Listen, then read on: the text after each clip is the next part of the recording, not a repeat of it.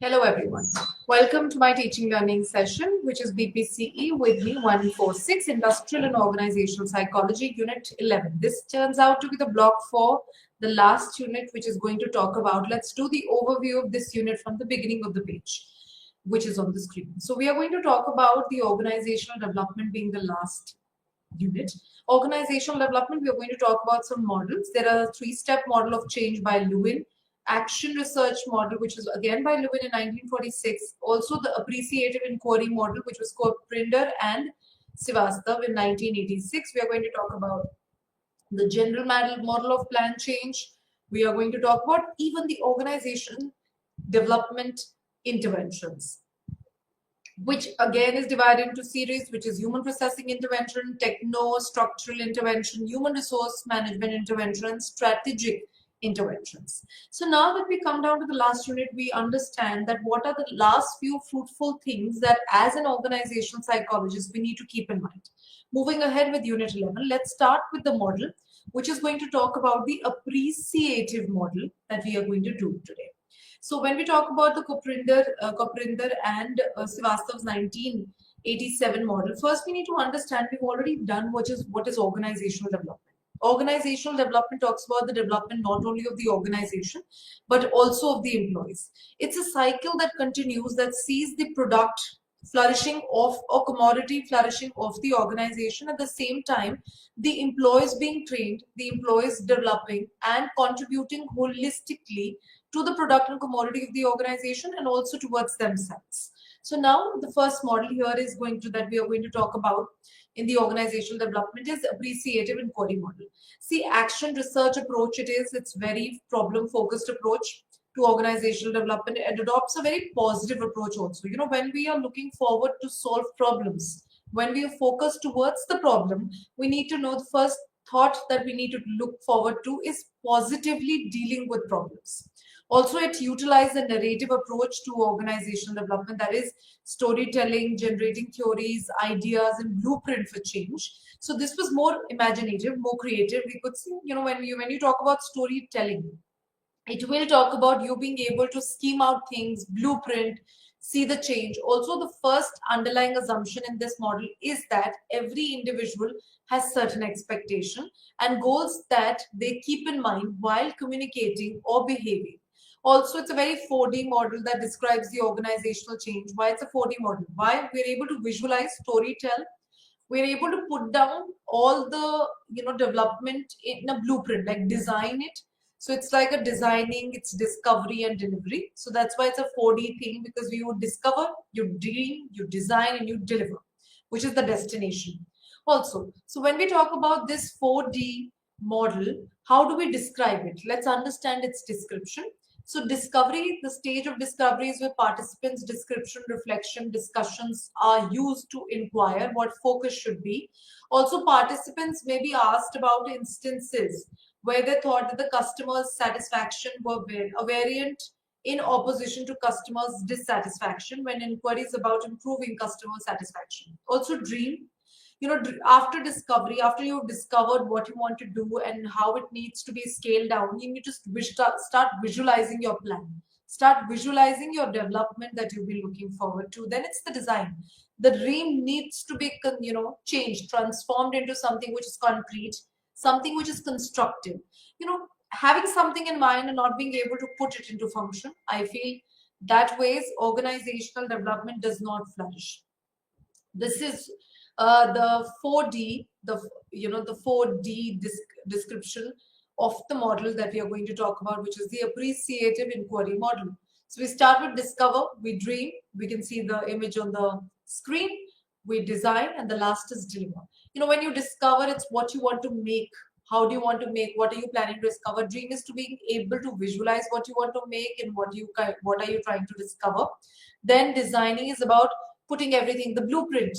The blueprint comes into play while you design things, while you visualize everything and put it into best practice. And once you design things, it needs to be something which is sustainable, functional, and workable that we talked about, which was the last, which was delivery. Delivery is like a destination, something which is implementable, the outcomes, readjustments to be made, how it's functional, is it working, or not working. So this was the model which was the appreciative model. Then let's discuss the general model of planned change. This was given by Worley, Cummings in 2009. See, when we speak about Cummings and Worley integrated the three models, the planned change can be obtained by the four stage or set of activities, which is entering, contraction, diagnosis, feedback, planning, implementation and evaluation, and institutionalization. So when we talk about Worley thought process thought about changes needs to be planned. You need to put them in an order. So any change that you want to bring about in your organization system, or you want to bring about any kind of development in the employees, it has to be on the basis of planned changes. He namely stated them: entering, contraction, diagnosing and taking the feedback, planning and then implementing, and then evaluating that if the plan is really fitting in. Now let's discuss all of them. Entering and contracting. Entering and contracting is the first stage that compromises the first step of organization must engage in the process of changes that begin. It helps in developing a very deeper understanding. So, entering into the organization means collecting data, taking information, doing some joint discussion, taking out any sort of handouts or some, resource management information that needs to be carried out first. First, members may disagree to the change. We need to understand whenever we are bringing about any change in the organization, because we need to know it's the members who will bear all the change. So there are disagreements, there are discrepancies, there are limitations to change. So second is limitations which are associated to the resources which are being recognized, or change that is being recognized. And finally, if we are able to recognize that these are the problems and these are the change, we need to find out the alternative plan. So if you feel there are too many resistance, this cannot function, this is not how we are going to do it. So we need to make sure that we need to, change it, find an alternative way of doing it. Then comes the diagnosis and feedback. At this step, efforts are made to understand the current state of the organization, understand what's up, its best practices, what has been the problem from past 5 years or from a decade. So that the best model and outline can be made, a plan that is coming out can be diagnosed, understood that this is the best diagnosis of the organization, which is problem, difficulties, root cause, some problems for development, and then you can further implement it correctly. This is like the general model of change. You enter and contract, you diagnose, you plan and implement, and you evaluate the changes and institutionalize it.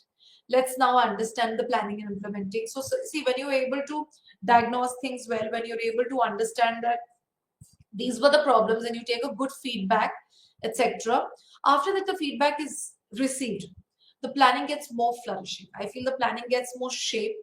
Based on the result from the diagnosis, the organization members and the organization development practitioner design a workable plan, a plan which is most feasible, the plan which is most functional to the problem, and which is, I feel, something that can be viewed. A plan should always be a kind that not only solves the problem, but you can see it work from top to bottom. So during this stage, we keep in mind the various questions that how ready the organization is for change. Are the members ready for it? Will the change be beneficial? Does the member have the capacity for the change? And how is the power distributed within the organization? The planning and implementing actually questions a lot to understand that when we come down to the final stage, will it look that fruitful or not? The effects of interventions are evaluated and the change is managed persistently. This is the feedbacks that we are receiving, and according to this, we further evaluate that how well did the plan go? Did our design that we had thought about actually bring about the changes that we were looking forward to? Can we continue it further, or we need to make changes from here on? Now, moving to intervention. So we need to understand few things when we talk about organizational development. Development does not only entails something which is going to be associated to organization per se. We need to question the system from all the sides. We need to question the system not only from the set of the members, the employees, but also the organization itself. We need to question the organization itself, which is we need to question and understand that will it be able to take in the load? Will our designer and diagnose fulfill all the questions? So that the diagnose that has come, the problem that has come, is it getting resolved in all the stages? Are our feedback so good that it's taking care of it until implementation is not taken care of? So remember, if planning and implementation is telling us that this is something which is not feasible, and we get to know that implementation cannot happen, our questions are not being met, we have to go back. We have to move back to the diagnosis and feedback again, that we have not tapped on the right questions. We have not tapped on the right questions and problems of the organization. So until the right problems are not identified, you don't diagnose it well, you will not be able to plan it well. And once you don't plan it and you see it, the right questions will not come in. Right questions will not lead to right evaluation and feedback, which is the final product. Now, coming to the Unit 11's last part is interventions. Let's understand what is organizational development interventions. These are those programs that are developed through planning to solve organization problems or move towards any organization goals. So, when are interventions formed? Is it only formed to solve problems? No, they are also solved to reach from one level to another level. You even, make up an intervention plan when you have to solve plan A to plan B, B to C, C to D, and then the final destination and the final goal. It's not only made for problems, remember, it is also made for goal achievement. So this is some sort of myth that we all hold, that interventions are only like when we make a psychological intervention, these are organizational psychologists. They will make an organizational developmental intervention. If someone is looking forward to counseling psychology, well, they will make a counseling intervention. Counseling interventions also to solve the problem of the client, at the same time make them reach to a designed or designated goal. So is the intervention of the organizations. These intervention levels do not work at one level. Remember, interventions are not going to take care of the problems of two or probably another group or another level. It takes care of problems at different levels. So it's going to be individual level, it's going to be group level, it's going to be organizational level, and can be broadly categorized into 4 types, which is individual, group, organizational, which is 3 given. There are further other 4 types that we are going to be doing, which was given by Worley and Cummings in 2009. Now, human processes intervention has 4 has focus on special people, organization, and processes by which we accomplish the vision and the goal. So when we talk about human processes intervention, its focus is on the people of the organization, the processes of our organization to reach a goal, to solve a problem, and build an intervention which is going to be appropriate. Also, when we spoke about what is a group level intervention, group level interventions are one of the most common interventions in an organization system. So the reason for this is organization always works, and industry will always work as a group system. It cannot function alone. You sitting in an industry cannot just look forward to your salary, pay gauge, wages, and just move out of it. You, if at an organization or an administrative position, you to look forward at a group level. So it could be team building, process consultation, work design, intergroup relation, organizational and confrontational meetings, high involvement organization, total quality management. So, and this is so many at the group level that takes place in terms of intervention. So many goals. Team building is a goal. Process consultation goal. You need to probably solve problems of work design, solve intergroup problems, organizational confrontational problems, etc. Now, moving to process consultant focus on the group dynamic and interpersonal relationship within the organization. So we need to know, when we talk about human processes, these human processes focus is on group dynamics. Group dynamics is how does a group, different groups in an organizational system works. Also the interpersonal relationship within the organization, which is very important today.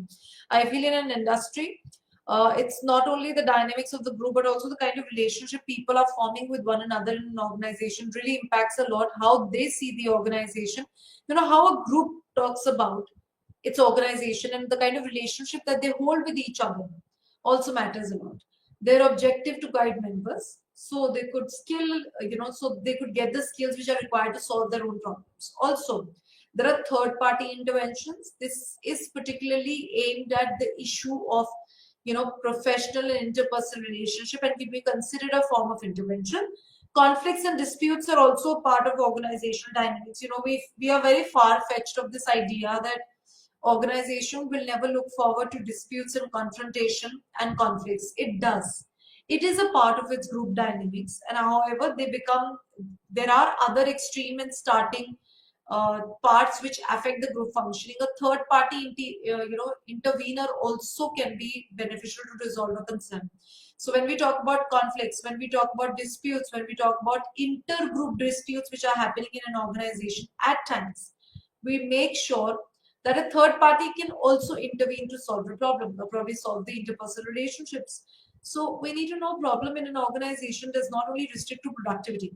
It does not only restrict to individual level, how unhappy or dissatisfied you are. There are group concerns also. It is a group level conflict, dispute, division of work or labor. It could be goal satisfaction of the group, deadlines of the group, maybe malfunctioning of the group. So there are so many. So there are times that apart the process consultant focus, we might need a third party intervention, which is actually aimed to make sure that the professional relationships among the group at times are not taken care of. If the previous interventions are not able to manage it, it's going to make sure that the third party interveners are able to make you benefit from it. Also, there is team building, which is a very important part, as we've already discussed in that image that we had.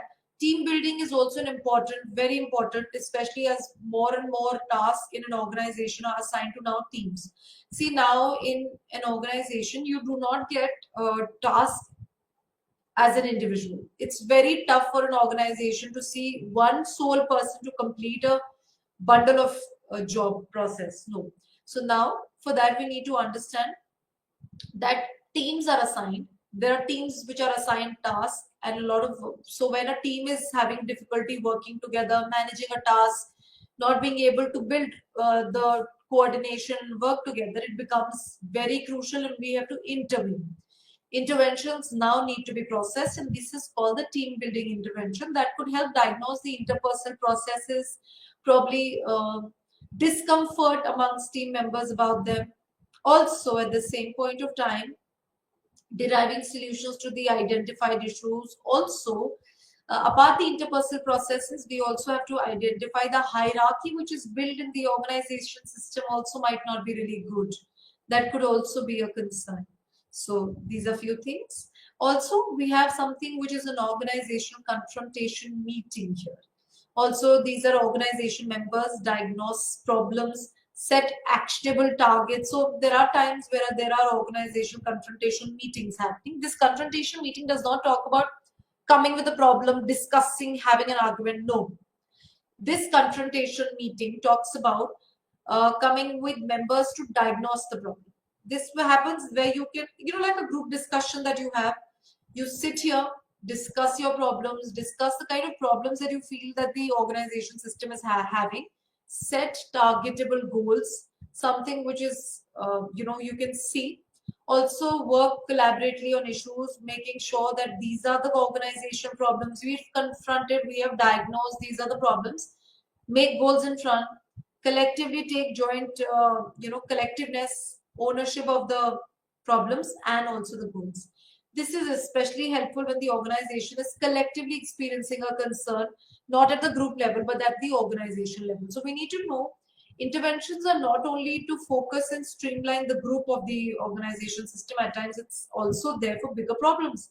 It is also there to immediately solve problems of the organization or the industry level also.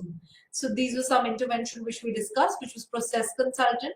A third party intervention, especially for something which is interpersonal relationships, any conflicts which could be personal. We also have team building, which also looks forward to the same thing, but also at the same time talks about building out what are the problems, building on problems and discussing the solutions.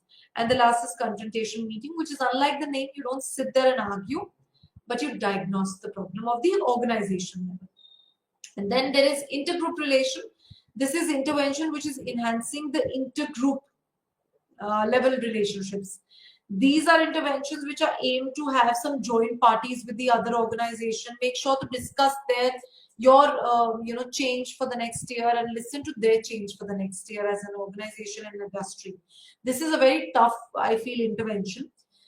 getting to interdepartments or intergroups of the organization, or getting even two organization who's looking forward to the same plan together. It's quite a tough one that we talk about. Also, another intervention is a large group intervention. These interventions utilize meetings to create and spread awareness regarding organizational problems.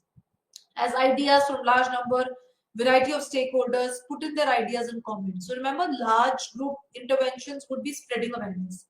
Anything that targets a user number, anything that targets a bigger concern, remember, we'll always talk about something which is going to talk about the organizational problems coming from large number of people, and it could be coming from the variety of stakeholders also in from the outside. So these could be people who are actually investing in your organization, who can talk about the problems that the organization system is going through, and discussing, putting it forth, spreading awareness, creating an awareness, creating a knowledge regarding it, so that better interventions can be planned. Now we move to another set of intervention, which is techno-structural intervention. So see, these intervention actually focuses on the organizational's technical aspect, like how did the job design come into play, what was the task method, what is the organization's hierarchy, division of work, division of labor, how is it all taken care of. And techno-structural interventions follow a lot of technical part, which is a lot of engineering, psychological mindset, and a social. When we talk about structure, remember, a very social aspect to techno-structural will be taken care of. Also, when we talk about the structural design, the techno-structural intervention has to do with the design, division of work, and how the task is, how the task are assigned itself, like how a task is assigned on itself, like a specialized task. How do you label it as specialized? A smaller task. So it will talk about the division of labor, who gets what kind of task are you getting. At the same time, how are the tasks specialized? Like what is the specialization which is needed for a particular task. Then we also have downsizing, which is many organizations use downsizing. You have heard of this term. Please make sure that we look forward to these technical terms when we are studying. Read it on the newspaper. A lot of industries are downsizing nowadays, which is actually laying off personnel, putting off personnel aside for their economical benefit. Also making sure that also downsizing happens when they see that the amount of profit last year has been lesser than the profit which is going on. They downsize the number, laying off personas, laying off the number of personas in the industry. Redesigning the organization, outsourcing work. So downsizing also talks about someone who's working from 9 to 5. You remove 5 people who are working 9 to 5, and you have outsourced somebody who's coming 2 days from 12 to 5. So this is like utilizing outsourced work, minimizing cost and bureaucracy.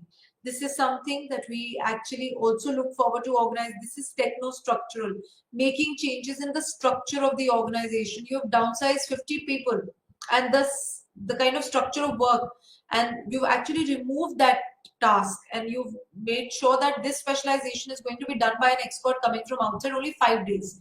So you've higher ranked that task now. It's not a regular thing somebody sitting in your organization will do. You've actually laid off those personnel, and you've targeted that as a specialized work task, and it's going to now take minimum cost because you have someone who's coming only 5 days, probably in 2 weeks or probably a month, where you had someone who's working for 30 days a month. So that's like also increasing bureaucracy. Then it is re-engineering, which is in this intervention a radical redesign of organization. Its processes can be enhanced, enhanced collaboration of various tasks. Better collaboration leads to faster responses, enhanced task performance, which is very, very, very thoughtful. So, when we redesign, what is redesigning? In this intervention, you actually redesign the organization. It can be done in such a way that you actually collaborate 2 different departments. So when you actually collaborate 2 different departments, you need to know there's going to be intermingling. One department knows what the other is doing, the other knows what the one is doing. There's going to be resharing of tasks. Better collaboration will be better performance. You know each other better. You could support each other. There's going to be faster response, and the performance will always be one step ahead. These are the organizational developmental interventions. So we had human process intervention, which was what? Individual intervention. So here human process does talk about, as it says human process, it will deal with human individuals per se. Also groups, team building, intergroup relationships and intervention. So human process actually deals with the person's problem, their tasks, their goals, their needs. Then we come to group dynamics, the dissatisfaction of the group achievement problems, the conflicts, the dispute, the concerns. Then we come to the team building. Team building is again a part of the intervention which tries to make sure that the more that we buffer a group with team building, the better it's going to perform. And also for intergroup relation intervention, that's also a part of human process interventions. Then we came to something which was HR management intervention, which is performance management, developing talent. Apart these, we have done the one on this side, which is techno-structural. I always say, remember the intervention by its name. Techno-structure is something which is technical, the engineering, changing the system, making changes, and structural, making changes in the structural system, work designing, total quality management, job enrichment, and also organizational design. We also make sure that we make changes in the organizational design. Now let's come to something which is given on the picture. So now we are going to talk about HR management interventions, which is human resource. Earlier we did human process. Now we are going to do human resource. Human resource management. Also, we need to talk about, when we are always talking about interventions, intervention is not only to solve problems. Remember, it's also about goal achievement. The reason that I mentioned this, because human resource management talks about a lot of goal achievement here that we begin with.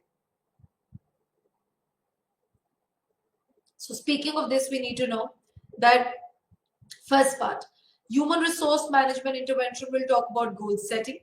See, first part of human resource is to utilize all the resources, coming to a common ground between the personal and institute's goal.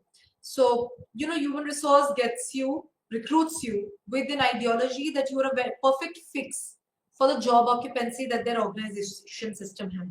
You come with your own individual goals, and the organization itself has its own goals. So the work of the human resource goal setting is to combine these goals, make them as a group goal and a group task, so that now the performance is further enhanced of the organization. The goal setting becomes a very group goal setting, a very common goal set, which is common ground, common motives, etc. The next that we talk about is performance appraisal. This intervention is used often to generate and give performance-related feedback to employees and teams. So it evaluates the strength, weaknesses, achievement. I feel this is one of the most common interventions that we utilize to give feedbacks to our employees. We do some testing of interest. We do some testing of aptitude. We do one of very common testing that we do is personality testing on the employees to make them identify the kind of personality that they hold, to make them understand what are your personal strengths, what are your weakness, what is the best fit kind of a job that you should be doing in the organization, some things that you need to learn from, some things that you need to grow in yourself, and some achievements that you've already done and some you're capable of, and even your pitfalls. So when we talk about organizations are not always to tell you what you are very good at. Organizations will also tell you what you're not performing well, something that is not coming in your capacity, and probably the others are doing well. So it will also flash your weaknesses. That's how the feedback loop is all about. Remember, it's not always going to give you appraisal of the best performances, but also gives the appraisals of your weaker performance. Then reward system. Reward system is also another intervention. In this, organization uses rewards to, like salary hike, a kind of promotion, some bonuses, some kind of perks that you get, improve job satisfactions and performance. So the reason that we give some little perks, like for example, I've understood this during time of our pandemic, a lot of organizations were providing facilities of pick up and drop up, drop and pick up for people who were willing to come to the work organization. So these were perks. So they took care of your conveyance amount that was going in so that they could function structurally in the organization. So these were some perks provided at that point of time.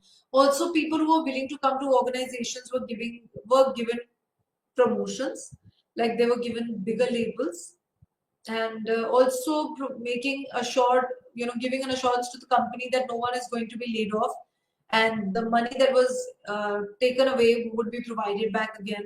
So these were some reward system that makes the performance, the satisfaction of the employee higher. So if you know that the employee is satisfied, you need to know performance is going to be good. And especially at a time when the world is suffering, the economy is going down, the system is not functioning well, etc. So that's, I feel reward system should be very of the organization. If we look forward to do organizational psychology, I feel human resource management interventions are something which is very close to the resource of your organization. As it says human resource, it's one of that intervention which is very closer to people who are coming to job, people who are coming to work, their goals, their setup. So this is something which needs to be taken up really seriously. And it should be worked throughout the year. It's not something like an HR is only working 3 months in a year when they're providing you a performance appraisal, or they're providing you a salary hike, or when they're providing, looking forward to you and just providing you something which is associated to, what do you call this, giving you a promotion. No, they work all round. They make sure they see your performance, your strengths and weaknesses. They appraise your performance throughout the year. They see the kind of goals that you are setting. Are they aligned to the kind of goals that the organization is setting, so that the rewards can be tied on? And then we talk about strategy interventions. Strategic intervention talks about, these are interventions that are bridge between the internal working of the organization and the external environment, so that it could transform itself to keep up with the changing times. So strategic interventions are those interventions which bridge internal working, which is they pick up people who know the new strategies, who are upgraded as per the external world, who knows how to utilize and function, I feel, ASAP. When we talk about ASAP, also who are very tied up. So the strategic intervention is to have employees who are up to date, are also promoted on the basis of their their skills of moving ahead and moving along with time. So we need to know at times when, again, I give you the example of pandemic only, when the online classes were never happening. They're never happening in our in our strategy of education, in our protocols. So when teachers started taking it, a lot of them were ahead of times. They already knew how to use it. For them, making use of technology was more of fun, was more of bigger learning, was also learning and enhancing their skills to understand something. So, strategic intervention of an organization is to have employees who enjoy changes, who enjoy new things, and who are capable of the transformation and the kind of change that we bring. At the same time, there are some people who are not able to do it. So strategic intervention is to train them. Training and development comes into play at that point of time. So this is how, the system tends to bridge the external and internal environment. Also, integrated strategic change.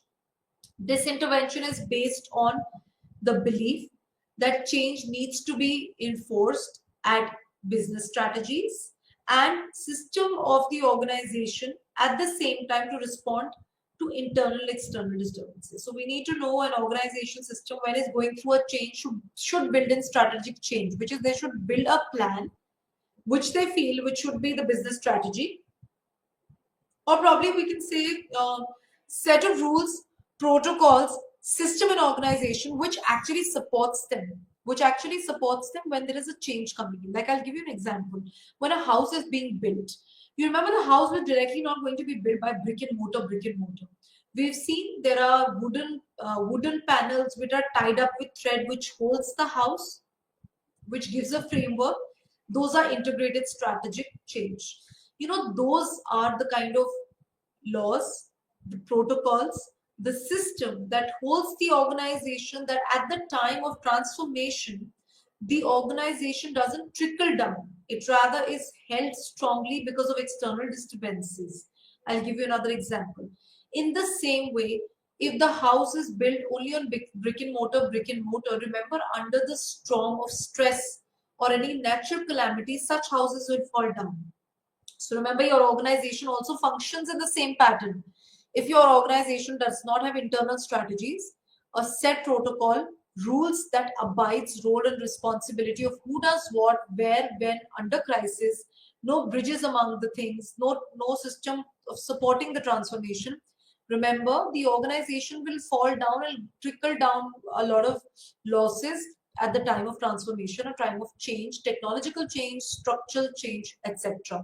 That's why integrated strategic change is important. Now, culture change. The idea of this intervention is to develop a stronger organization. Culture which develops, you have a belief. You know, an organization should always, I feel, have a motto that they go on to with. You know, a motto that has a belief system, has structures and norms, has values as well as behaviors. So speaking of that, we need to know organization with no values, no belief system, no rules and regulations, and does not have something that actually tells you how do you need to behave, how do you need to be in an organization, how do you need to take care in the organization. Remember that organization system might not be able to show better performance and enhanced performance and goal achievement. The reason, you know, tagline comes with any kind of brand is to hold that company together so that they all identify with that tagline, identify with the motto of the company, of that product or probably that commodity, that you also know what we are catering to the public or what are we catering to the entire system that you're delivering to. So similarly, when we talk about, you know, bigger organizations and bigger companies, they come with a tagline always. Remember, what are those taglines? Those taglines are actually the belief systems. I feel the shoulders of that system that holds them together, rules and regulation and values that actually aligns every employee's behavior, misconduct, or probably their conduct or their ideas and thought. So, you know, I'll give you an example. Everyone has gone through schools and colleges. Our education system has been traditionally where we took 10 plus 2 and then we went to college, which was additional 3, 4 or 5. Have you noticed your college and school had a motto that you might have worked? It could be serving the society, service before self, a lot of these things that might have come in. So what had that helped you? You know, during assemblies, what that thing that did in school, it made sure it aligned you together. So wherever that you're going, you're represented like that. So does the organization does. They actually build in a culture that holds the entire system, a culture that has some rules, some system of work, some system of planning that bifurcates them and differentiates them with the other organization and helps them move stronger. This gets the intra bonding, cohesion between the group together, the intra cohesion stronger, the group gets enhanced performance, they are more together, they're more aligned with each other, etc. Then we have mergers and acquisition. This is when it makes sense. Multiple organizations can merge together to build something bigger, newer, stronger, and produce something which was higher. So this can be acquired from also at times. This is beneficial for smaller system and smaller companies which are struggling. When they merge with the bigger companies, they provide their little bit to the bigger companies and then make profits. So that is again a human resource when we talk about human resource intervention. That finished with interventions that we discussed today. Human resource intervention that we spoke about. We also talked about human process intervention the last time as we did. And we also spoke about something which was techno-structural, and the last that we did was strategic change intervention, which is transformational, continuous, better performance, coping with the change, and technology. Now let's move to the unit 12, which turns out to be the last unit for organizational and developmental psychology. This is again organizational developmental behavior.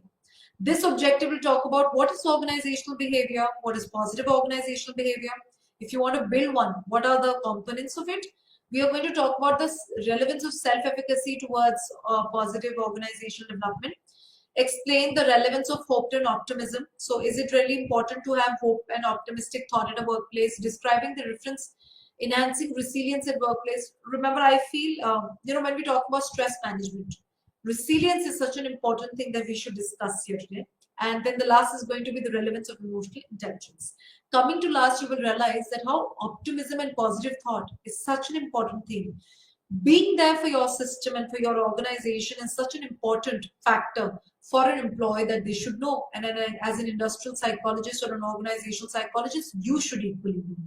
So, Luthens in 2000 defines a positive organizational behavior as a study and application of positively oriented human resource, strengths and psychological capacity that can be measured, developed and effectively managed for performance, enhanced performance in today's workplace. Also, positive psychology was also relatively the new field at that point of time. The focus, positive aspects of human existence by Martin Seligman. He was the individual who actually came up with positive psychology, a psychology of hope, optimism, and empathy. So there are three levels of positive psychology, which was given by Martin Seligman. One was valued subjective experiences, positive individual trait, and civic virtues, and the institution that moves the individual towards better citizenship. So positive psychology had three given levels that we have to always work on. Work on the subjective valued interpretation. Your positive trait, at times, it's there in a person. It's an inherent trait. It's just there. And then it's the civic virtue and institution that moves the individual towards citizenship. Then we talk about something which is a positive organizational behavior. What is it? It involves psychological component, which is called psych-cap, shown that shown positive correlation between the desired employee attitude, behavior, performance, and etc. The next topic covers overall dimensions of the psychological capital. So it's the correlation of the kind of performance that you give, association, the kind of psychological attitude, behavior, and performance that you have. Then psychological, what is psychology? Performance, positive psychological capital. The psychological capital is the positive aspect which are underlying the cognitive processes, which is your motivation, your striving for success, your vision towards work, performance, and at times your vision towards your work organization also. So Peterson gave us in 2011, which is not very old, it's quite new, this positive psychological capital focus. Also, there are four basic components of psychological capital, which are as follows: self-efficacy, hope, optimism, and resilience, which is also given as HERO that we talk about. So, psychological capital talks about four major capitals that everyone needs to have, which is acronymed as HERO, which is so very accurately stated as HERO. See, H talks about very strongly the hope. One psychological capital an individual should have, an employee, that is hope. Then there is efficacy.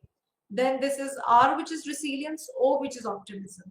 So when we talk about hope, hope is something which involves the process, which are, mainly the agency or pathway, a sense of perseverance, an outlook which needs to be proactive and positive. Efficacy is usually a part of your personality. It's the ability to be able to control your performance and build in positive results. So, it's like people with high self-efficacy will actually pick up those performance which they know that they're going to do well. Have you seen those little children who pick up those activities in which they know they're going to perform? So remember, employees need to be so smart and so efficacious. They need to pick up those goals which they know will produce positive results. Then we talk about resilience. Resilience, it's a very developmental process. It's a way of coping, a positive way of coping in which, you need to know that it seems that there are no solutions to negative situations. It's a developmental process where you keep learning to utilize your resources, social, economical, and psychological. It's people with high resilience will always be ones who are challenging their difficulties. That's like the best way of dealing with stress. And the last that we talk about is simply optimism. Optimism is a positive outlook towards your personal success, looking positively towards future. I feel optimism and hope is almost the same. Hope comes with a sense of energy to go on, that the results are going to be there. And optimism is a sense of belief that I am always optimist, and outlook which is always optimistic. So these are the psychological capital. Will focuses on these four things, which was acronymed as HERO. Now, let's understand the concept of self-efficacy at a broader length to understand that how important efficacy is in an organization system of an employee. So self-efficacy was based on Albert Bandura's social cognitive theory, explains how environment, personal cognition, behavior interacts with one another to determine the overall outcome of a performance. So Albert Bandura gave the process of social cognitive theory and also gave out the concept of social learning theory, where he stated that maximum of our task values are consumed and understood by socially, like by copying it and learning it. So when we talk about social cognitive theory, remember it says that explains us how the behaviors, personal cognition, environment interacts with one another to give out a response. Also, Luthans and Taskovic, it's the S is silent. Taskovic stated self-efficacy refers to an individual's, it's an individual's conviction about his or her abilities to mobilize the motivation, to, motivation, cognitive resources, and course of action needed to successfully execute a specific task. So it's your, it's your ability to channel yourself for a task. So cognitively use yourself and channel yourself for a task. This is something which is, self-efficacy. Also, I feel people with high self-efficacy pick up those where they know that the task can be completed. I'll be able to channelize myself, put myself thoroughly here. Also, sources of efficacy is mastery of experience, vicarious experience, which is also modeling, and also social persuasion. Let's start with mastery of experience. So mastery in a specific task alters one's perception judgment, which later helps in development of positive self-efficacy, which is true, which is picking up those tasks where you know you have a mastery of experience. So you have a conviction that I'm already stronger in this task. So let's take an example in an organization. There is a team building session which is going on. And an employee feels that he's very good with interpersonal skills and he could actually run the team building activities really well. So he picks up that task along with the organizing team. So someone from the organization itself vouches to be a part of this session for the entire organization from the organization itself, because they have a mastery experience, which is they feel that they master this experience and they'll be able to perform this strongly, and they judge themselves well that their outcomes are going to be good. Then we have modeling. Sometimes individuals learn through modeling. We need to know at times self-efficacy is also learned through modeling. So people who have great role models, people who have imitated behaviors of those who have been really positive, have been very outgoing, also high strength self-efficacy will actually learn high self-efficacy. Also, social persuasion is another one, where when an individual is given a proper objective feedback, constant support and positive appreciation, which increases self-efficacy. When you are socially persuaded all the time, telling that there's a constant support, you get a feedback of your task, you've been told that this is something that you'll be able to do well and this is the kind of changes that you need to do. So when there's a constant support, a constant shoulder feedback which is given to tell you to improve, to do better, to do next, I feel efficacy goes higher that place. So another, which is emotional cues. Individual always have a balance between physical and psychological arousal to succeed effectively in any task. So you need to know an individual should also have a balance. People with a higher emotional stability will actually display a higher self-efficacy. People who are not emotionally, the ones who are not emotionally stable are not psychologically being able to judge their potential well. That's how it's been stated. Speaking of that, we also have something which talks about mastery of experiences. We just go through the entire loop of self-efficacy. Self-efficacy has 4 sources: mastery of experiences, vicarious experience, verbal persuasion. Verbal persuasion could be motivational talk, it could be reading books, it could be a constant support by a mentor, and then there could be affective state, which is the emotional stability, which is a balance between the mental and the physical state, which actually increases your self-efficacy. Now, need for self-efficacy in a positive organization development. So we need to know, do we really need positive efficacy? Do we need self-efficacy if you want to build a positive behavioral development in an organization? Yes, there is a need for self-efficacy in a positive organizational development. It's by selection, by leadership, by training in vocational counseling and performance and group organizational performance. So if, for example, we need to build in we need to make sure that the selection, knowing the self-efficacy of the individual, can help the organization. So if you want to have a positive organizational system, how do you identify it? Identified at the selection point of view, people with high self-efficacy are highly motivated to perform the task that they are given. They are usually enthusiastic about the task given, and they try to pick up alternative ways of doing the task. Also, an effective leadership is also very important in an organization. So if you have an effective leadership, remember, successful leaders always pose a high self-efficacy.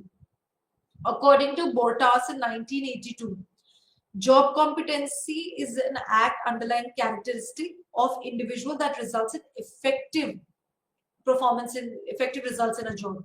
So remember, leadership also, actually a better leadership in an organization will lead to higher self-efficacy, will also promote social persuasion in future for other employees. Training and vocational counseling, again very important. Training and development can also be of such kind where we can implement, where we can look forward, where we can train people to develop self-efficacy. We can talk about social learning over there. We could talk about making them set real-time goals that they can achieve and they can perform well. Also, performance appraisal and incentives. These are equally important for high self-efficacy. If you want people to keep performing and provide a very positive environment in the organization, I feel is you need to be providing a positive feedback of their performance. You need to appraise them well, and obviously there should be incentives of goal achievement. This also needs to come from the organization. If it comes, I feel it will lead to a positive organizational development. Then there is group and organizational performance, which is working in an organization requires a good, good overall self-efficacy, which can be measured by using many techniques. For example, one may integrate one performance individually compared to a total group performance. Another technique could be include individual taking on an average of their performance, introspecting the other scores, like checking their performance with other people, checking their performance with the group, checking their performance with probably interdepartmental people, how well are they doing. These are also some source of building efficacy in an individual. Also, hope is another thing that we should always capitalize on. Hope capitalizes an individual. See, hope makes you, I feel hope is something that keeps you energized. It keeps you self-initiated. It keeps you motivated from inside. Having hopes can actually move mountains. Also, people who are very hopeful with very high self-willpower, they're very determined to do their task and accomplish one's goals. Also, some of the characteristics of hope involving following features. See, hope involves both willpower and way-power. So willpower is the vigor to do things, and way-power is to being able to identify tasks, different ways to complete a task. So we need to know hope is both a very, it's considered an approach which is unidirectional, also bidirectional. Uni in terms of keeping the energy high, keeping yourself motivated to go on, be persevered to complete a task. At the same time, being completing the task and being able to devise many ways to complete the task. So hope is the will to go on and is also a way to keep you going on. Hope as a state type or not trait type characteristic. So, personality has two kinds of approaches to understand your personality. One is the type approach, the other is the trait approach. So, type is, associating, it's like state type is identifying your personality amongst people as similar types, and the other is identifying yourself as different from other people.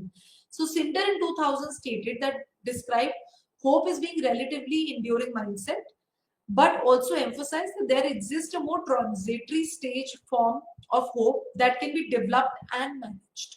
So there is a transitory stage where hope can be actually developed in people, can be managed. So it can also be a characteristic which we can develop in people through training and development. We can do that through vocational training also. Also, hope can be validly measured. There's a 12-scaled, dispositional hope scale which we can measure and identify. If you want to actually pick up people in your organization on system like that, you can actually measure it. Role of hope in a goal setting is very empowering. Remember, it will keep you high self-efficacy, keep you very optimistic, highly energized. You're very optimistic, strong willpower, and employs not only in the establishment of goal but also in creation and choice of pathways to achieve those goals. Also, optimism, which is positive psychology. When we come down to the characteristics of the hero, which was the hope. The next was something which is becoming to optimism, the O that we are coming to after the hope.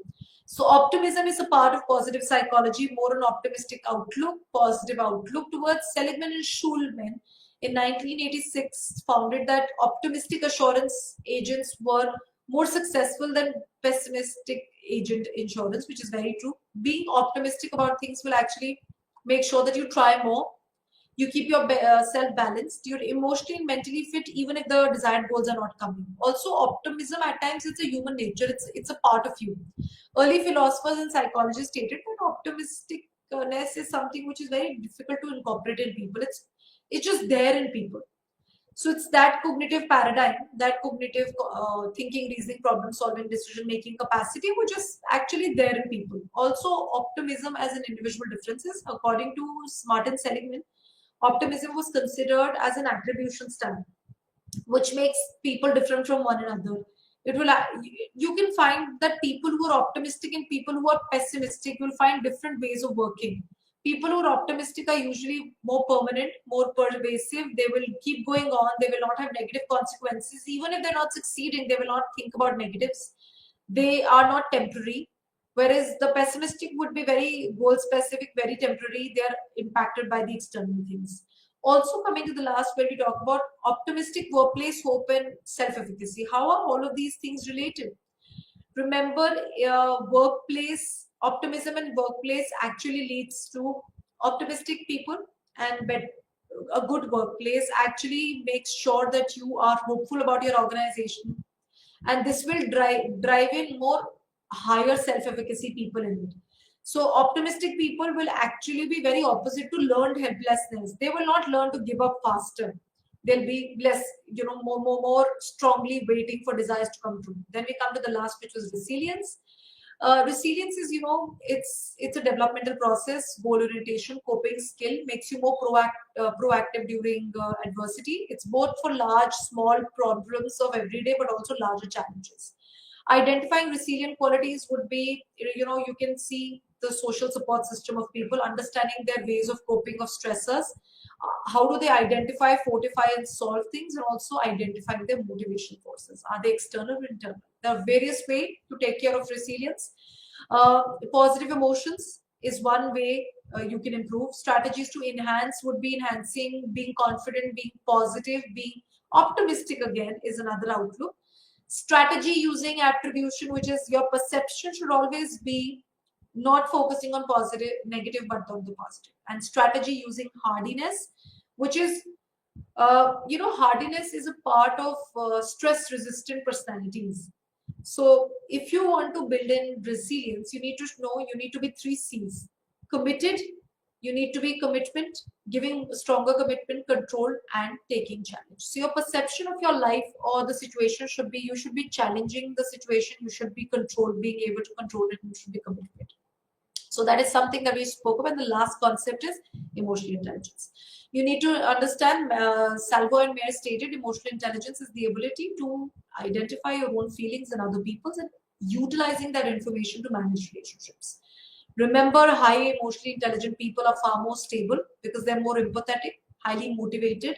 They're very self-aware, not only about themselves, but also about other people. Very self-controlled, emotionally controlled people, and high social skills. So when we speak about high social skills, remember, they are able to effectively lead the change, do not get cluttered when change comes in. They're very controlled. They do not act out. They find situations to be trustworthy. And they're very confident because they're self-aware, not only about themselves, but other people. So we need to know that any individual will require in their workplace a people who's emotionally stronger and stable. The reason is they're far more empathetic, more confident, highly motivated, optimistic in their approach, do not gives up. They're more permanent stakers, self-controlled, they will not have an emotional outburst, and they have very effective social skills. Social skills is they are able to build better teams, they are able to lead better, they're optimistic while leading, very patient for their turns, very sensitive about people and themselves. So emotional intelligence in workplace is a growing, it's a very growing topic nowadays, and it's equally gaining a lot of attention. So we need to be all emotionally intelligent, and as organizational psychologists, we ourselves should be very emotionally intelligent, being stable, empathetic, highly motivated, being aware of ourselves and others, and controlled and high social skills. That's something that will help us sail through as emotional psychologists, which finishes the entire unit of BPCE 146 of all units. Thank you.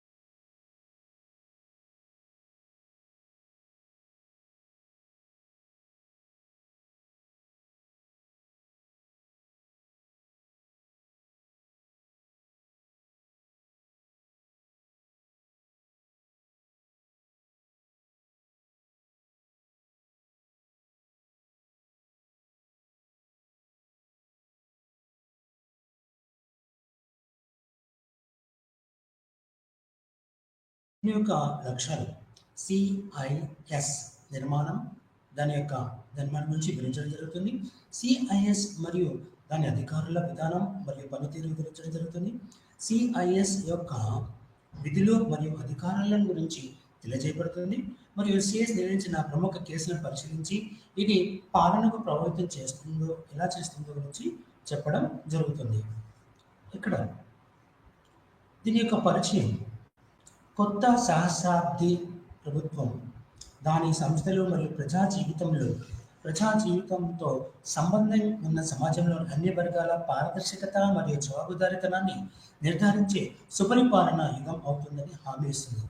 ఈ యొక్క ఏంటిది కేంద్ర సమాచార commission ఏదైతే ఉందో దీంట్లో మూడు విషయాలు చక్కగా ఉన్నాయి. ఒకటి పారదర్శకత మరియు జవాబుదారీతనం, ఇది సుపరిపాలన తెలియజేస్తుంది. కాబట్టి ప్రపంచీకరణ మరియు జాతీయ ఆర్థిక వ్యవస్థల పరస్పర ఆధారపడడం ద్వారా ఈ ధోరణులు మరియు ప్రేరేపించబడ్డాయి.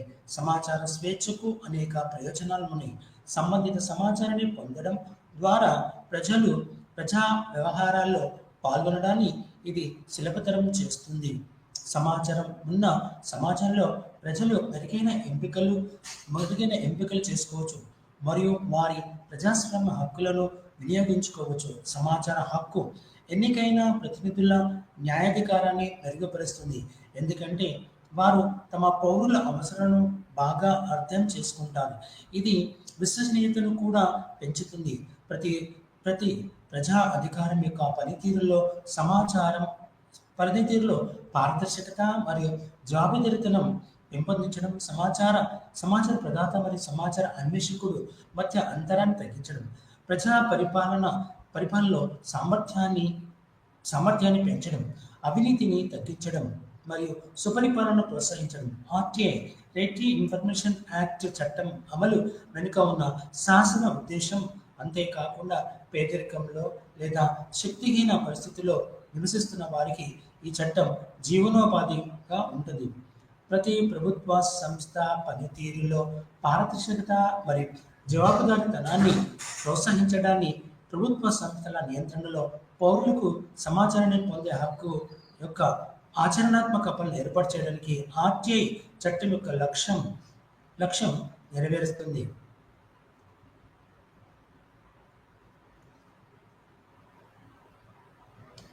అయితే ఈ యొక్క సమాచార హక్కు ఏదైతే ఉందో RTI చట్టం యొక్క లక్ష్యం, కారణాలు, నిబంధన ప్రతి ప్రజా అధికారం యొక్క పనితీరులో పారదర్శకత మరియు జవాబుదారీతనాన్ని ప్రోత్సహించడం, పౌరులు ప్రజాధికారుల నియంత్రణలో సమాచారాన్ని ఏర్పాటు చేయబడుతుంది.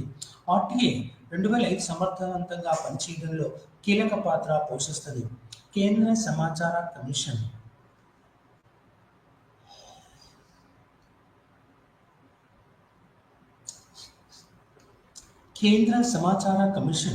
2005 RTI చట్టం సెక్షన్ 12, 2005 RTI చట్టంలోని సెక్షన్ 2 క్లాస్ బిలోని సబ్సెక్షన్ క్లాస్ 1 కింద ఏర్పాటైంది.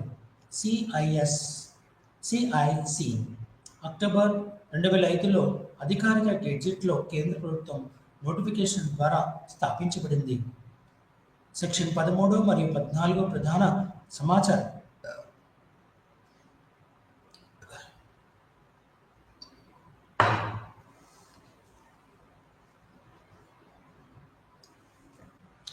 సెక్షన్ 13, 14 ప్రధాన సమాచార కమిషనర్ మరియు సమాచార కమిషనర్ల సేవా నిబంధనలు మరియు షరతులు అందిస్తాయి. CIS యొక్క అధికారాలు మరియు విధులు అప్పీళ్లను స్వీకరించి మరియు జరిమానా విధించే అధికారంతో సహా చట్టంలోని సెక్షన్ 18 నుండి 20 కింద చేర్చబడ్డాయి. ఈ చట్టంలో ఏంటిది అంటే ఎవరైతే తప్పు చేస్తే వాళ్ళ చట్టాన్ని ఆ సెక్షన్ 18 నుంచి 20 కింద తప్పు చేసిన వాళ్ళకి జరిమానా కూడా విధించబడుతుంది. ఇందులో అప్పీలు స్వీకరించి మరియు జరిమానా విధించే అధికారం సెక్షన్ 18 నుంచి 20 కింద చర్చించబడ్డాయి. అంతేకాకుండా ప్రభుత్వ అధికారుల నిబంధనలను పర్యవేక్షించడం మరియు నివేదికను పంపే బాధ్యత కూడా కమిషన్కు అప్పగించబడింది.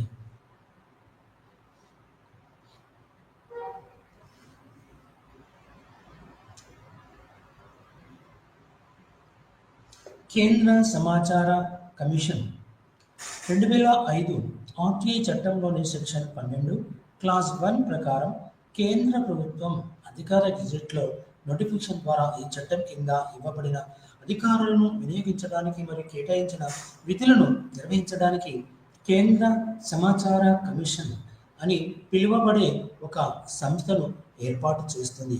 ఉపసెక్షన్ 2 క్లాస్ 2 ప్రకారం కేంద్ర సమాచార కమిషన్లో ప్రధాన సమాచార కమిషనర్ మరియు అవసరమని భావించి 10 మందికి మించని కేంద్ర సమాచార కమిషనర్లు ఉంటారు. సెక్షన్ 2 క్లాస్ డి ప్రకారం చీఫ్ ఇన్ఫర్మేషన్ కమిషనర్ మరియు information commissioner under section 12 sub section class 3 కింద నియమించబడిన ప్రధాన సమాచార కమిషనర్ గురించి తెలియజేస్తుంది. ప్రధాన సమాచార కమిషనర్ మరియు ఇతర సభ్యుల యొక్క నియామకం.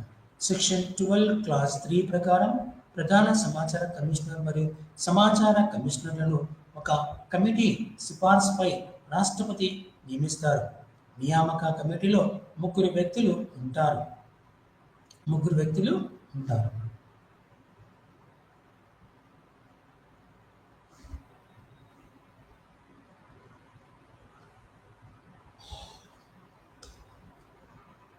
అందులో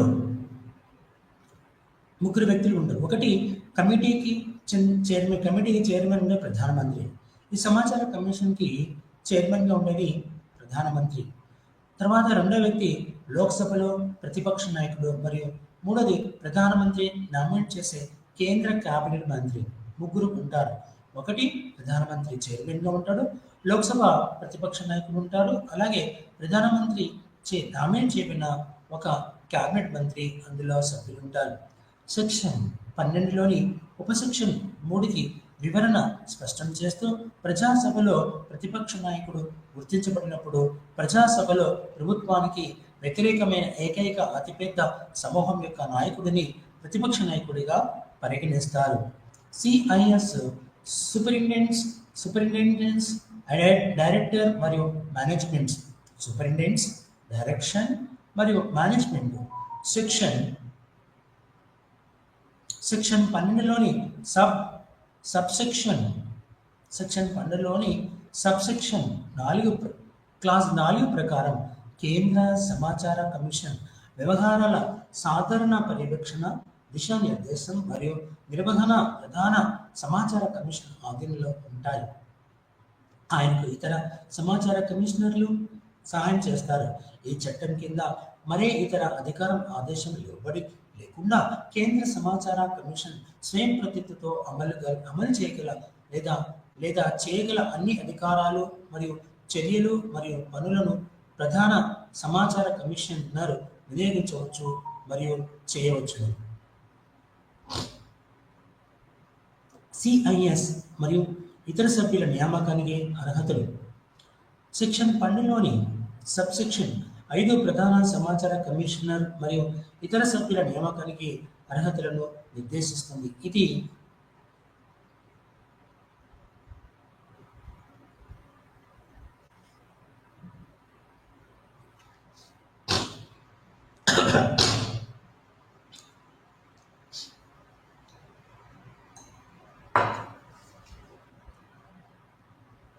ప్రధాన సమాచార కమిషనర్తో సహా సిఐఎస్ సభ్యులు ప్రజా జీవితంలో ప్రముఖులుగా ఉండి చట్టం, సైన్స్ అండ్ టెక్నాలజీ, సామాజిక సేవ, నిర్వహణ, జర్నలిజం, మాస్ మీడియా లేదా పరిపాలన మరియు పాలనలో విస్తృత జ్ఞానం మరియు అనుభవం కలిగిన వ్యక్తులను అందులో సభ్యులుగాను నియమించబడతారు.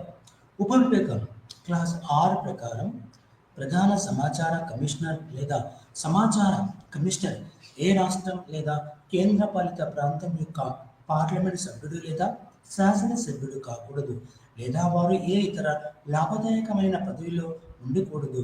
కమిషన్ సభ్యులు ఏ రాజకీయ పార్టీతోనూ సంబంధం కలిగి ఉండకూడదు లేదా ఏదైనా వ్యాపారం నిర్వహించకూడదు లేదా ఏదైనా వృత్తిని కొనసాగించకూడదు. ఇలాంటివన్నీ లేకున్న వ్యక్తిని ఈ యొక్క సమాచార కమిషన్లో సభ్యులుగాను నియమించబడతారు. సిఐసి యొక్క ప్రధాన కార్యాలయం సెక్షన్ 12 క్లాస్ 7 ప్రకారం కేంద్ర సమాచార కమిషన్ ప్రధాన కార్యాలయం ఢిల్లీలో ఉంటుంది. కేంద్ర ప్రభుత్వ ముందస్తు అనుమతితో కేంద్ర సమాచార కమిషన్ భారతదేశంలోని ఇతర ప్రదేశాల్లో కూడా కార్యాలయాలను ఏర్పాటు చేయవచ్చు. బెంచ్లు కూడా ఏర్పాటు చేస్తుంది. బెంచ్ల ఏర్పాటుకు సంబంధించి భారత ప్రభుత్వ నిర్ణయం కూడా ఉంది.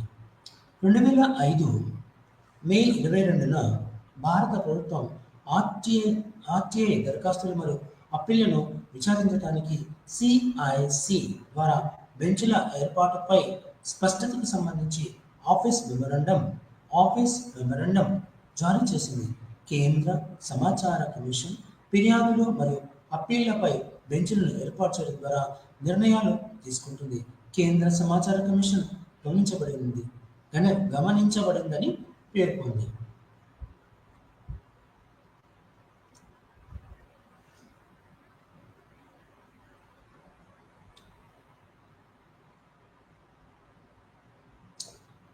బెంచ్ల ఏర్పాటు సంబంధించి ప్రభుత్వ నిర్ణయం తీసుకుంది. అయితే మే 22, 2005న భారత ప్రభుత్వం ఆర్టీఐ దరఖాస్తులు మరియు అప్పీళ్లను విచారించడానికి సిఐసి ద్వారా బెంచ్ల ఏర్పాటుపై స్పష్టతకు సంబంధించి ఆఫీస్ మెమరాండం జారీ చేసింది. కేంద్ర సమాచార కమిషన్ ఫిర్యాదులు మరియు అప్పీళ్ల బెంచ్లపై ఏర్పాటు చేయడం ద్వారా నిర్ణయాలు తీసుకుంటుంది. కేంద్ర సమాచార కమిషన్ బెంచ్ల ఏర్పాటుకు సంబంధించి చట్టంలో నిర్దిష్ట నిబంధన ఉంటేనే బెంచ్ల ద్వారా పని చేయగలదు. ఆర్టీఐ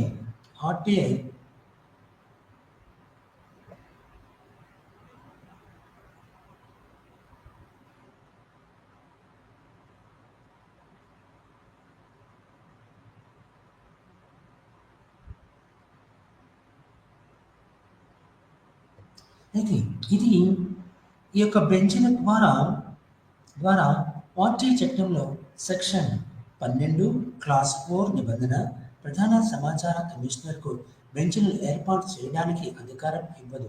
అందువల్ల ఫిర్యాదులు మరియు అప్పీళ్లపై నిర్ణయాలు ఆర్టీఐ చట్టం 2005లోని సెక్షన్ 2 క్లాస్ బిలో నిర్వచించిన విధంగా కేంద్ర సమాచార కమిషన్ తీసుకోవాలి మరియు కమిషన్ బెంచ్లే తీసుకోకూడదని సూచించబడింది. సిబ్బంది మరియు శిక్షణ విభాగం కేంద్ర సమాచార కమిషన్ బెంచ్ ద్వారా ఏర్పాటు చేయడం జరుగుతుంది.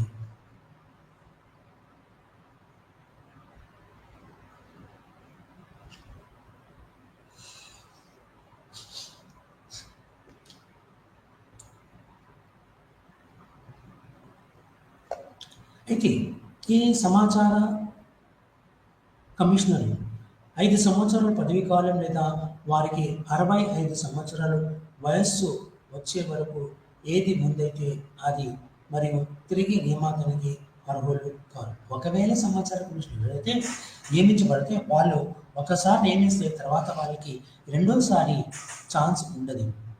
నిబంధన సెక్షన్ 13 క్లాస్ 2 నిబంధన ప్రకారం ఈ సబ్సెక్షన్ కింద తన పదవిని ఖాళీ చేసిన ప్రతి సమాచార కమిషనర్ సెక్షన్ 2లోని సబ్ ఇన్స్పెక్టర్ గ్రాఫ్ 3లోని ఉపవిభాగం క్లాస్ 3లోని ప్రకారం వర్తమాన సమాచార కమిషనర్ లేదా సమాచార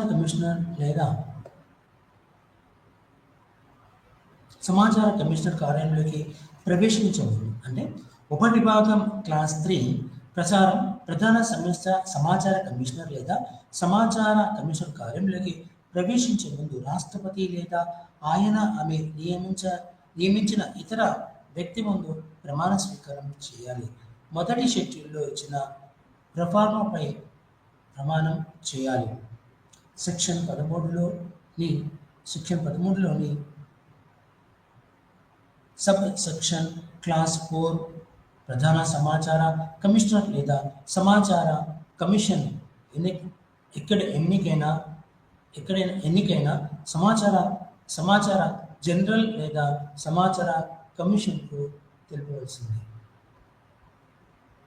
CIC chief information commissioner, CIC ఐసీలు information commissioner technology on other grounds they will be seen. I think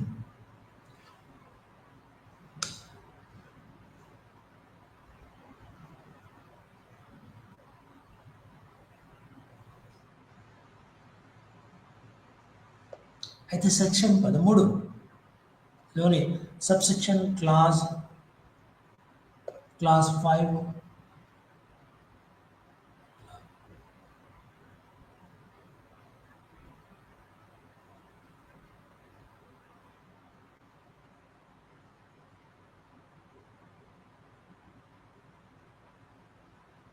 అయితే ప్రధాన సమాచార కమిషన్ లేదా సమాచార కమిషన్ నియామక సమయంలో భారత ప్రభుత్వం లేదా రాష్ట్ర ప్రభుత్వం కింద గతంలో చేసిన ఏదైనా సేవకు సంబంధించి వైకల్యం లేదా గాయపడిన పెన్షన్ కాకుండా ఇతర పెన్షన్ పొందుతున్నట్లయితే ప్రధాన సమాచార కమిషనర్ లేదా సమాచార కమిషనర్ సేవకు సంబంధించి అతని జీతం ఆ పెన్షన్ మొత్తంలో తగ్గించబడుతుంది. ఇందులో కమ్యూట్ చేయబడిన పెన్షన్ భాగం మరియు రిటైర్మెంట్, గ్రాట్యుటీ, సమానమైన పెన్షన్ మినహా ఇతర రకాల పదవి విరమణ ప్రయోజనాలకు సమానమైన పెన్షన్ ఉంటుంది. అంతేకాకుండా ప్రధాన సమాచార కమిషనర్ లేదా కమిషనర్ నియామకం సమయంలో ఏదైనా కేంద్ర చట్టం లేదా రాష్ట్ర చట్టం ద్వారా స్థాపించబడిన కార్పొరేషన్ లేదా కేంద్ర ప్రభుత్వం లేదా రాష్ట్ర ప్రభుత్వం యాజమాన్యంలో లేదా నియంత్రణలో ఉన్న ప్రభుత్వ సంస్థలో అందించబడిన ఏదైనా మునుపటి సేవకు సంబంధించి కేంద్ర విచారణ ప్రయోజనాలు పోగొడుతున్నట్లయితే చీఫ్ సర్వీస్కు సంబంధిత లెటర్ రాయవలసి ఉంటుంది.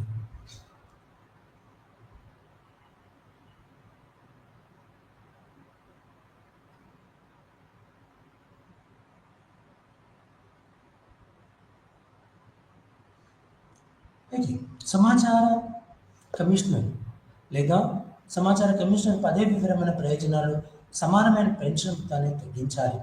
అంతేకాకుండా ప్రధాన సమాచార కమిషనర్ మరియు సమాచార కమిషనర్ జీతాలు, భత్యాలు మరియు ఇతర సేవా నిబంధనలు వారి నియామకం తర్వాత వారికి ప్రోత్సాహకాలను అందిస్తుంది. ఉపవిభాగం అంతేకాకుండా ప్రధాన సమాచార కమిషనర్ మరియు సమాచార కమిషనర్ జీతభత్యాలు మరియు ఇతర సేవా నిబంధనలు వారి నియామకం తర్వాత వారికి ప్రతికూలంగా మార్చకూడదు. ఒకసారి చేసినామంటే వారికి వ్యతిరేకంగా చేయాల్సిన పని ఉండదు. ఉపవిభాగం క్లాస్ 6 ప్రకారం ఉపవిభాగం క్లాస్ 6 ప్రకారం కేంద్ర ప్రభుత్వం ప్రధాన సమాచార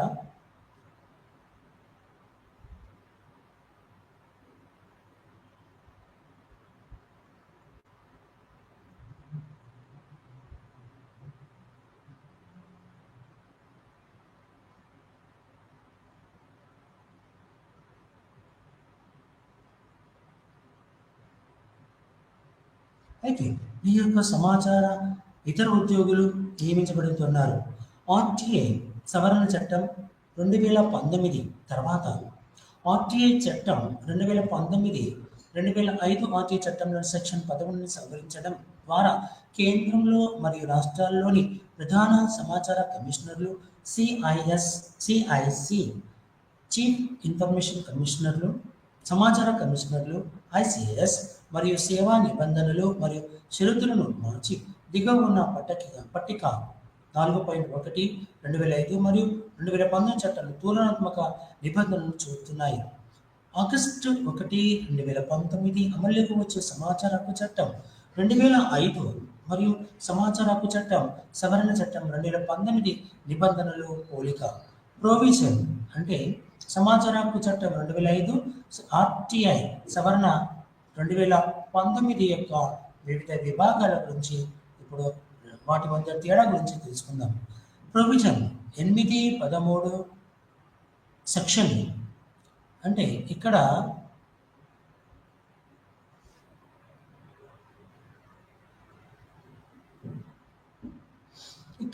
సమాచార హక్కు చట్టం 2005, ఆర్టీఐ సవరణ చట్టం 2019 మధ్య ఏముందో చదువుతాను.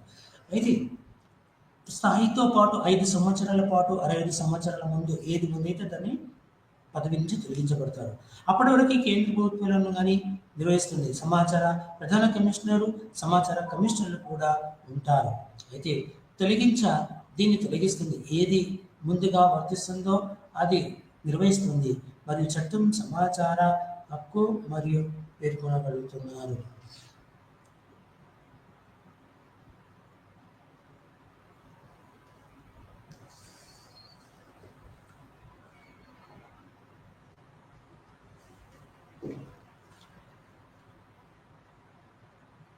జీతం యొక్క పరిణామం. ఇందులో సిఐసి మరియు ఐసీల యొక్క జీతం వరుసగా ప్రధాన ఎన్నికల కమిషనర్ మరియు ఎన్నికల కమిషనర్ చెల్లించే జీతానికి సమానంగా ఉంటాయి. అంటే chief information commissioner, chief election commissioner, అలాగే ఎలక్షన్ కమిషనర్లు మరియు ఇన్ఫర్మేషన్ కమిషనర్ యొక్క జీతపత్రాలు సమాన హోదాలో ఉంటాయి. ఈ యొక్క చట్టం నిబంధనలు తొలగిస్తుంది మరియు కేంద్ర మరియు రాష్ట్రాల యొక్క సిఐసిలు మరియు ఐసీలో జీతాలు, భత్యాలు మరియు ఇతర సేవా నిబంధనలు మరియు షరతులను కేంద్ర రాష్ట్ర నిర్ణయం ప్రకారం జరుగుతుంది.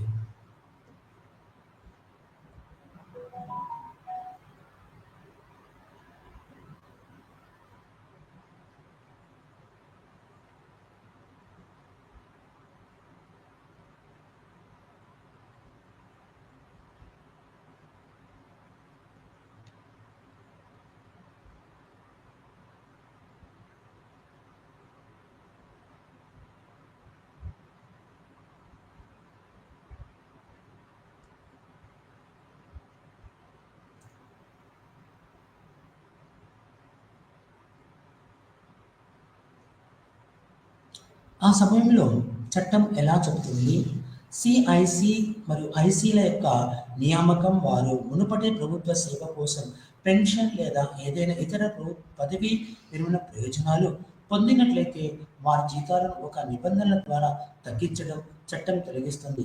పెన్షన్కు సమానమైన మొత్తం మునుపటి ప్రభుత్వ సేవలో క్లాస్ 1 కేంద్ర ప్రభుత్వం మరియు క్లాస్ 2లో రాష్ట్ర ప్రభుత్వం కింద సేవలు ఉన్నాయి. RTI right to information act సవరణ బిల్లు 2019 లక్ష్యాలు మరియు కారణాల ప్రకటనలో ప్రభుత్వం ఇచ్చిన సమర్థన.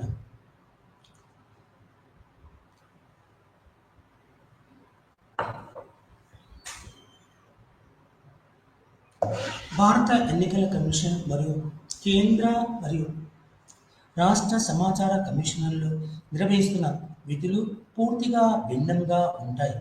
ఎన్నికల కమిషన్ అనేది రాజ్యాంగంలోని ఆర్టికల్ 324 క్లాస్ 1 ద్వారా స్థాపించబడిన ఒక రాజ్యాంగ సంస్థ మరియు ప్రతి రాష్ట్ర పార్లమెంటు మరియు శాసనసభ జరిగే అన్ని ఎన్నికలకు మరియు రాజ్యాంగం ప్రకారం జరిగే రాష్ట్రపతి మరియు ఉపరాష్ట్రపతి కార్యాలయాలకు జరిగే ఎన్నికలకు ఓటర్ల జాబితాల తయారీ మరియు నిర్వహణ యొక్క పర్యవేక్షణ, దిశానిర్దేశం మరియు నియంత్రణకు బాధ్యత వహిస్తుంది. మరోవైపు కేంద్ర సమాచార కమిషన్లు, రాష్ట్ర సమాచార కమిషన్లు సమాచార హక్కు చట్టం 2005 నిబంధనల ప్రకారం స్థాపించబడిన చట్టబద్ధమైన సంస్థలు. అందువల్ల భారత ఎన్నికల కమిషన్ మరియు కేంద్ర మరియు రాష్ట్ర సమాచార కమిషన్ల ఆదేశం భిన్నంగా ఉంటాయి. అందువల్ల వాటి స్థితి మరియు సేవా పరిస్థితులను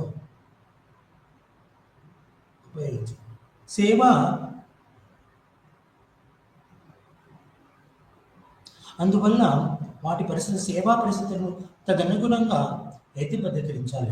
ఆర్టీఐ సవరణ బిల్లు నంబర్ 181 ఆఫ్ 2019 15 జూలై 2019లో లోకసభలో ప్రవేశపెట్టారు.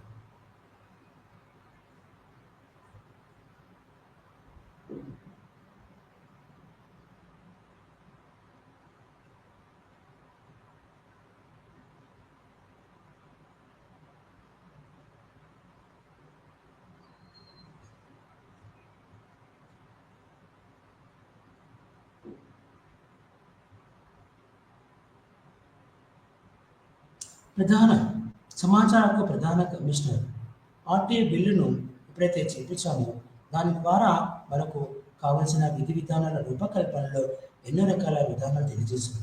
భారత రాష్ట్రపతి మరియు ఉపరాష్ట్రపతి కార్యాలయం జరిగే ఎన్నికలు చేస్తుందో అప్పుడు 2019 ఆర్టీఐ సవరణ చట్టం 2019 ప్రకారం రూపొందించారు. ప్రభుత్వం యొక్క ప్రతి నియమాలు 2019 ప్రకారం రూపొందించారు. ప్రభుత్వం ఒక పత్రికా ప్రకటనలో నియమాలు పరిపాలన స్వభావం కలిగి ఉంటాయి మరియు సంబంధిత సంస్థ యొక్క అంతర్గత పరిపాలనకు మాత్రమే సంబంధించినది. ఐ ఆర్టీఐ చట్టంలోని 11వ అధ్యాయంలో ఇవ్వబడిన ప్రజా అధికారాలు మరియు ప్రజా సమాచారం అధికారాలు బాధ్యతలను ఏ విధంగానూ ప్రభావితం చేయరు. కాబట్టి 5వ భాగం అధ్యాయం కింద సంబంధిత నిబంధనలు మారకుండా ఉండడంతో సమాచార భవిష్యత్తు అధికారుల విధులు బలీనంగా ఉంటాయి. అలాగే ఈ సంస్థల యొక్క స్వాతంత్రం మరియు స్వయం ప్రతిపత్తి కూడా అంతగా లేవు.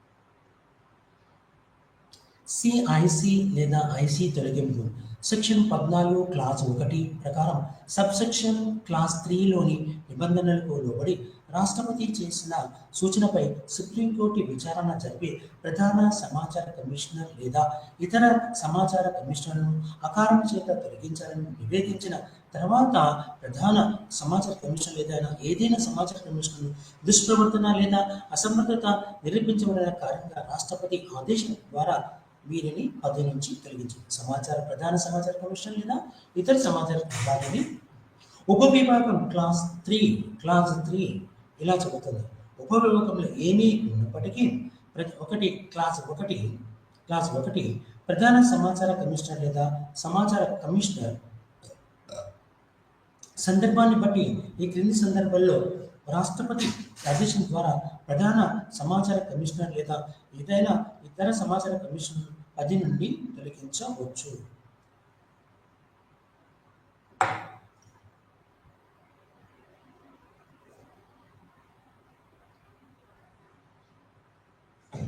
అయితే ఇలా ఎప్పుడు తీశారంటే 1 దివాలా తీసినట్లు నిర్ధారించబడినప్పుడు, బి అధ్యక్షుడి అభిప్రాయం ప్రకారం నైతిక దుర్బల్యతని కలిగి ఉన్న నేరానికి దోషిగా నిర్ధారించబడినప్పుడు, లేదా తన పదవీ కాలంలో తన కార్యాలయ విధులకు వెలుపల ఏదైనా చెల్లింపు ఉద్యోగంలో పాల్గొంటాడు, లేదా అధ్యక్షుడి అభిప్రాయం ప్రకారం మనస్సు లేదా శరీరం బలహీనంగా ఉండడం వల్ల పదవిలో కొనసాగడానికి అనర్హుడు.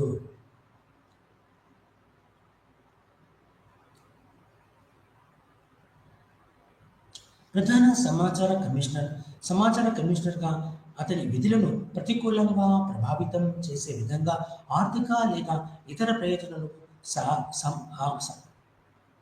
ప్రయోజనాలకు సంపాదించి ఉంటే అప్పుడు ఇటువంటి పరిస్థితుల్లో ప్రధాన సమాచార కమిషనర్ లేదా ఇతర కమిషనర్లు తొలగించబడతారు.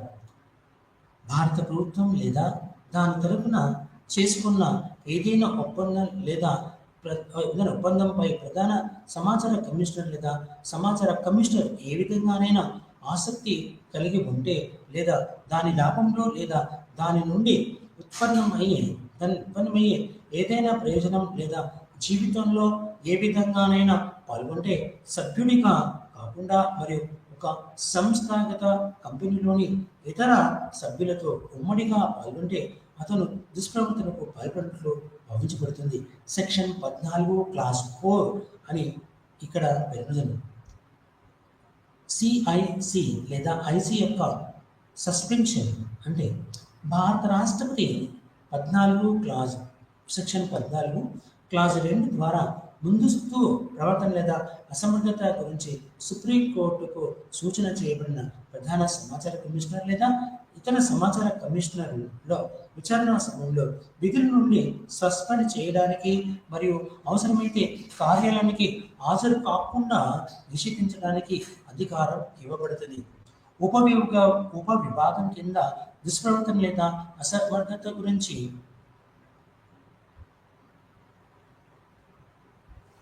అసమర్థతను తెలియజేయబడుతుంది. అటువంటి సూచనపై సుప్రీంకోర్టు నివేదిక అందిన తర్వాత రాష్ట్రపతి ఉత్తర్వులు జారీ చేసే వరకు అయితే అటువంటి కమిషనర్ సస్పెన్షన్ సమయంలో అతను లేదా ఆమె సస్పెన్షన్ కాలంలో ప్రభుత్వ ఉద్యోగికి అనుమతించబడిన జీతం మరియు జీతభత్యాలు అర్హులు అనగా విచారణ తర్వాత జారీ చేయబడే తుది ఉత్తర్వుకు లోబడి ఉంటుంది.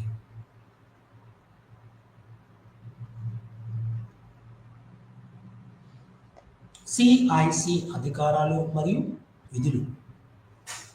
ఆర్టీఐ చట్టం 2005లోని 5వ అధ్యాయం సెక్షన్ 18, 20 సెక్షన్ 18 నుండి 20 వరకు సిఐసి యొక్క అధికారం మరియు విధులను అప్పీలను స్వీకరించే మరియు జరిమానాలు విధించే దాని హక్కును విస్తరిస్తాయి.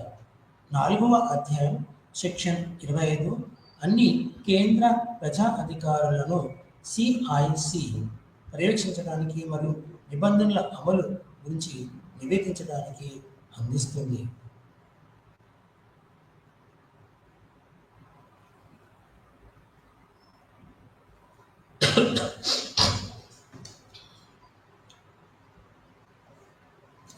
పార్లమెంటు ముందు ఉన్న చట్టం సిఐసి యొక్క అధికారాలు మరియు విధులను సవివరంగా చర్చిద్దాం. ఫిర్యాదును స్వీకరించడానికి మరియు విచారించడానికి అధికారం సెక్షన్ 18 క్లాజ్ 1 ప్రకారం కింది పరిస్థితుల్లో ఏ వ్యక్తి నుండైనా ఫిర్యాదును స్వీకరించి విచారించే అధికారం సిఐసికి ఉంది. పిఐఓ లేదా ఏపిఐఓ నియమించబడినందున అప్పీలుదారు ఆర్టీఐ దరఖాస్తును సమర్పించలేనప్పుడు లేదా వారు ఆర్టీఐ దరఖాస్తును తీసుకోవడానికి నిరాకరించినప్పుడు పిఐఓ ద్వారా సమాచారం నిరాకరించబడినప్పుడు నిర్దేశించిన కాల పరిమితిలోపు సమాచారం అందించినప్పుడు నిబంధనలో పేర్కొన్న దానికంటే ఎక్కువ రుసుము వసూలు చేసినప్పుడు అప్పీలుదారునికి అసంపూర్ణమైన తప్పుదారి పట్టించేలా లేదా తప్పుడు సమాచారం ఇచ్చినప్పుడు సెక్షన్ 4 యొక్క ఉల్లంఘన వంటి ఏదైనా ఇతర విషయంలో ఉపవిభాగం క్లాస్ 2 ప్రకారం ఈ విషయంపై దారిత్వం చేయడానికి సహేతుకమైన కారణాలు ఉన్నాయని కేంద్ర సమాచార కమిషన్ సంతృప్తి చెందితే దానికి సంబంధించి విచారణను ప్రారంభించవచ్చును. సివిల్ కోర్టు అధికారాలు. సబ్సెక్షన్ క్లాజ్ 3 సివిల్ కోర్టు అధికారాలను ప్రసాదిస్తుంది.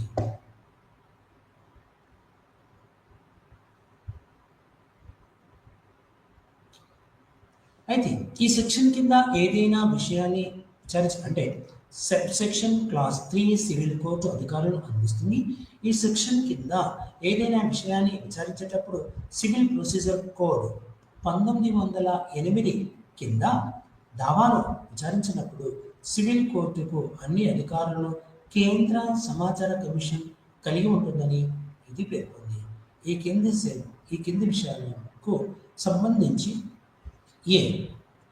వ్యక్తులను పిలిపించి హాజరును మరియు హాజరుపరచడం మరియు ప్రమాణం చేయడం ద్వారా మౌఖిక లేదా వ్రాతపూర్వకంగా సాక్ష్యం ఇవ్వడానికి మరియు పత్రాలు లేదా వస్తువులను సమర్పించడానికి వారిని బలవంతం చేయడం.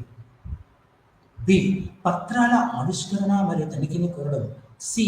అఫిడవిట్ పై సాక్ష్యాలను స్వీకరించడం. సి. ఇది ఏదైనా కోర్టు లేదా కార్యాలయం నుండి ఏదైనా పబ్లిక్ ప్రాసిక్యూటర్ ద్వారా పబ్లిక్ ప్రాసిక్యూటర్ ద్వారా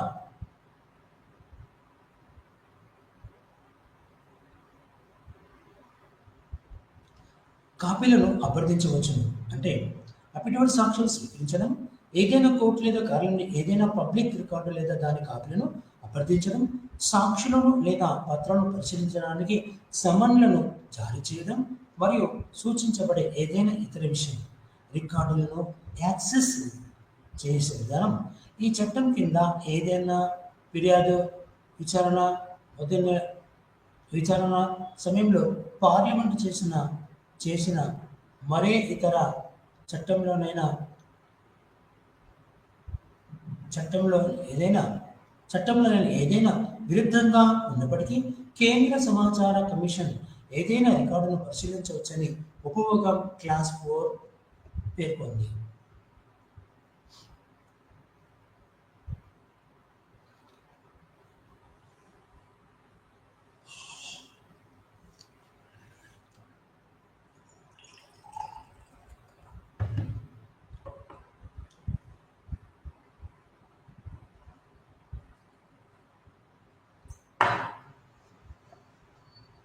కమిషన్ యొక్క అప్పిలేట్ అధికారి పరిధి అంటే ఎవరికైతే కమిషన్ చేసుకుంటున్నో ఆ అప్పిలేట్ అధికారి యొక్క పరిధి అతను ఎంతవరకు పనిచేయాలో అది ఇప్పుడు మీకు తెలియజేస్తాను. ఆర్టీఏ విధానం అప్పీల్ కోసం 2 అంచెల యంత్రాంగాలను నిర్మిస్తుంది. సెక్షన్ 19 కమిషన్కు అప్పీల్ను స్వీకరించే అధికారాన్ని ఇస్తుంది. కేంద్ర సమాచార కమిషన్ అప్పీల్ విధానం నియమాలు 2005 నోటిఫై చేయబడ్డాయి. ఈ నియమాలు అప్పీల్లోని విషయాలు, అప్పీలుతో జత చేయబడిన పత్రాలు మరియు అప్పీలును నిర్ణయించే విధానాన్ని కలిగి ఉంటాయి. సెక్షన్ 19 క్లాస్ 1 ప్రకారం పేర్కొన్న సమయంలో నిర్ణయం అందుకొని లేదా కేంద్ర ప్రజా సమాచార అధికారి నిర్ణయంతో ఏ వ్యక్తి అయినా ఏ వ్యవధి ముగిసినప్పటి నుండి లేదా అటువంటి నిర్ణయం తుది అయినప్పటి నుండి 30 రోజుల్లోపు కేంద్ర ప్రజా సమాచార అధికారి కంటే సీనియర్ హోదాలో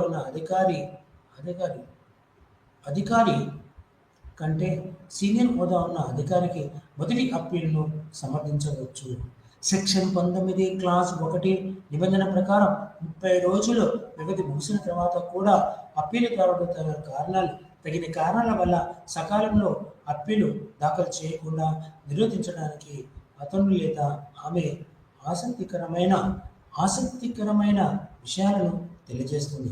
ఆసక్తికరమైన విషయాలను మనము అతను లేదా ఆమె సంతృప్తి చెందితే ఈ యొక్క ఆసక్తికరమైన ఆసక్తికరమైన అప్పీలను అంగీకరించవచ్చు. సెక్షన్ 19 క్లాస్ 2 ప్రకారం సెక్షన్ 11 కింద కేంద్ర ప్రజా సమాచార అధికారి 3వ పక్ష సమాచారాన్ని బహిర్గతం చేయమని చేసిన ఆదేశాన్ని వ్యతిరేకంగా 3వ పక్షం అప్పీలు దాఖలు చేస్తున్నప్పుడు సంబంధిత 3వ పక్షం అప్పీలు చేయాలి.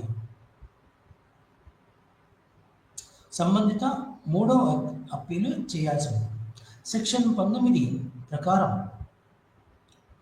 సెక్షన్ 19 క్లాస్ 2 ప్రకారం సెక్షన్ 11 లేదా ప్రజా సమాచార అధికారి 3వ పక్ష సమాచారాన్ని బహిర్గతం చేయమని చేసిన ఆదేశాన్ని వ్యతిరేకంగా 3వ పక్షం అప్పీలు దాఖలు చేసినప్పుడు సంబంధిత 3వ పక్షం ఆ ఉత్తర్వుల తేదీ నుండి 30 రోజులుగా అప్పీలును చేస్తుంది.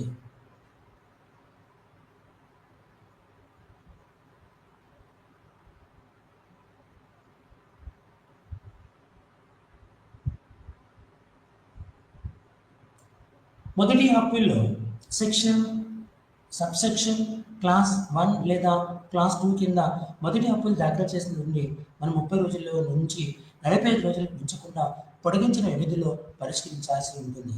సిపిఐఓ అప్పీలేట్ అధికారి జారీ చేసిన ఉత్తర్వులను అమలు చేయలేకపోతే మరియు ఉన్నతాధికారుల జోక్యం అవసరమైతే అప్పీలేట్ అథారిటీ ఈ విషయాన్ని సిపిఐఓపై చర్య తీసుకోవడానికి అర్హత కలిగిన ప్రభుత్వ అధికారి దృష్టికి తీసుకువెళ్ళాలి. అటువంటి సమర్థత అధికారి ఆర్టీఐ చట్టంలోని నిబంధనల అమలును నిర్ధారించడానికి అవసరమైన చర్య తీసుకోవాలి. ఆర్టీఐ చట్టం 2005కు వ్యక్తిగత మరియు శిక్షణ విభాగం నంబరు 10/23/2007 ఐఆర్ తేదీ 9 జూలై 2007 ఒక ఆఫీస్ మెమోరాండం ఆఫీస్ మెమోరాండం జారీ చేయబడింది. రెండవ అప్పీల్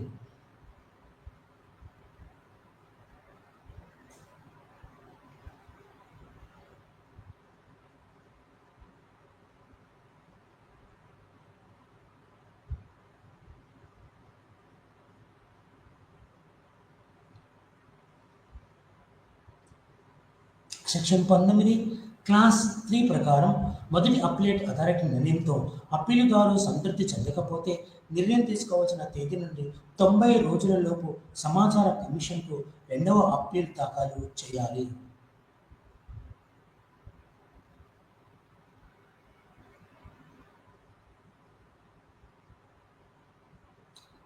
మొదటి అప్పీల్ పారవేయడం సబ్సెక్షన్ క్లాస్ 1 లేదా క్లాస్ 2 కింద మొదటి అప్పీల్ దాఖలు చేసిన తేదీ నుండి 30 రోజులకు లేదా 40 రోజులు మించకుండా పొడిగించిన వ్యవధిని పరిష్కరించాలి. దానికి గల కారణం లిఖితపూర్వకంగా నమోదు చేయాలి. మొదటి అప్పీల్ పరిష్కరించడంపై భారత ప్రభుత్వం నిర్ణయం సిపిఐఓ అప్పీలేట్ అథారిటీ జారీ చేసిన ఉత్తర్వులను అమలు చేయలేకపోతే మరియు ఉన్నతాధికారుల జోక్యం అవసరమైతే అప్పీలేట్ అథారిటీ ఆ విషయాన్ని సిపిఐఓపై చర్య తీసుకోవడానికి అర్హత కలిగిన ప్రభుత్వ అధికారి దృష్టికి తీసుకురావాలి. అటువంటి సమర్థ అధికారి ఆర్టీఐ చట్టంలోని నిబంధనల అమలును నిర్ధారించడానికి అవసరమైన చర్య తీసుకోవాలి. ఆర్టీఐ చట్టం 2005 వ్యక్తిగత మరియు శిక్షణ విభాగం నంబర్ 10/23/2007 ఐఆర్ తేదీ జూలై 9, 2007 అని ఒక ఆఫీస్ మెమోరాండం ఓఎం ఆఫీస్ జారీ చేయబడింది. రెండవ అప్పీల్ సెక్షన్ 19 క్లాస్ 3 ప్రకారం మొదటి అప్పీలేట్ అథారిటీ నిర్ణయంతో అప్పీల్దారు సంతృప్తి చెందకపోతే నిర్ణయం తీసుకోవాల్సిన తేదీ నుండి 90 రోజులలోపు సమాచార కమిషన్కు రెండవ అప్పీల్ దాఖలు చేయాలి.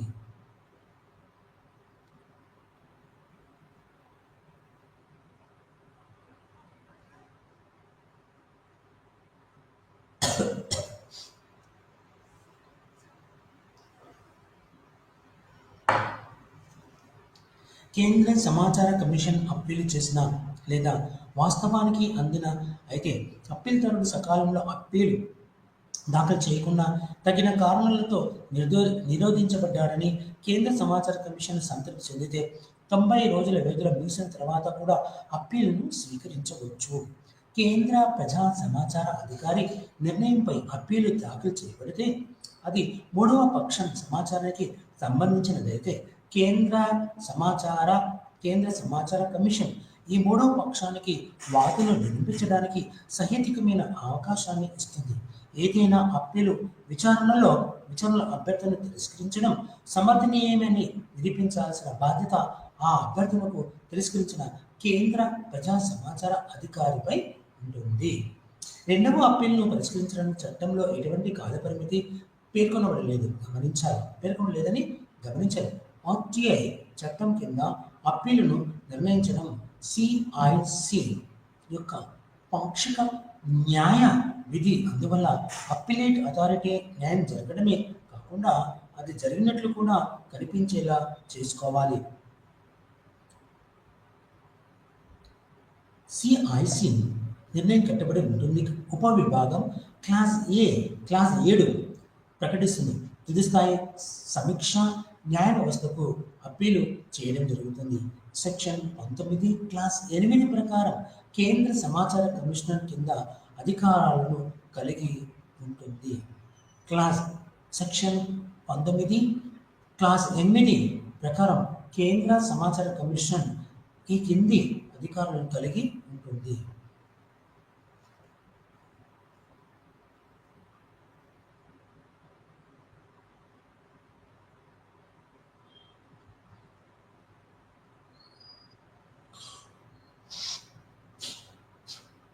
ఒకటి, ఈ చట్టంలోని నిబంధనలు అనుగుణంగా ఉండేలా చూసుకోవడానికి అవసరమైన ఏవైనా చర్యలు తీసుకొని ప్రభుత్వ అధికారి యంత్రాంగం కోరడంలో ఒకటి, అభ్యర్థించినట్లయితే ఒక నిర్దిష్ట రూపంలో సమాచారానికి ప్రాప్యతను అందించడం ద్వారా. రెండవది, సందర్భాన్ని బట్టి కేంద్ర ప్రజా సమాచార అధికారిని లేదా రాష్ట్ర ప్రజా సమాచార అధికారిని నియమించడం ద్వారా. మూడు, నిర్దిష్ట సమాచారం లేదా సమాచార వర్గాలను ప్రచురించడం ద్వారా. నాలుగు, రికార్డుల నిర్వహణ మరియు విధ్వంసానికి సంబంధించి దాని పద్ధతుల్లో అవసరమైన మార్పులు చేయడం ద్వారా. 5, దాని అధికారులకు సమాచార హక్కుపై శిక్షణ సదుపాయాన్ని పెంచడం ద్వారా. 6, సెక్షన్ 4లోని సబ్సెక్షన్ క్లాజ్ 1లోని క్లాజ్ బిలోకి అనుగుణంగా వార్షిక నివేదికను అందించడం ద్వారా.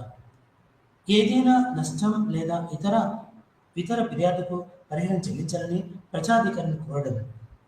ఇది బి. సి, ఈ చట్టం కింద అందించిన ఏవైనా జరిమానాలను విధించవచ్చు. డి, దరఖాస్తును తిరస్కరించవచ్చును.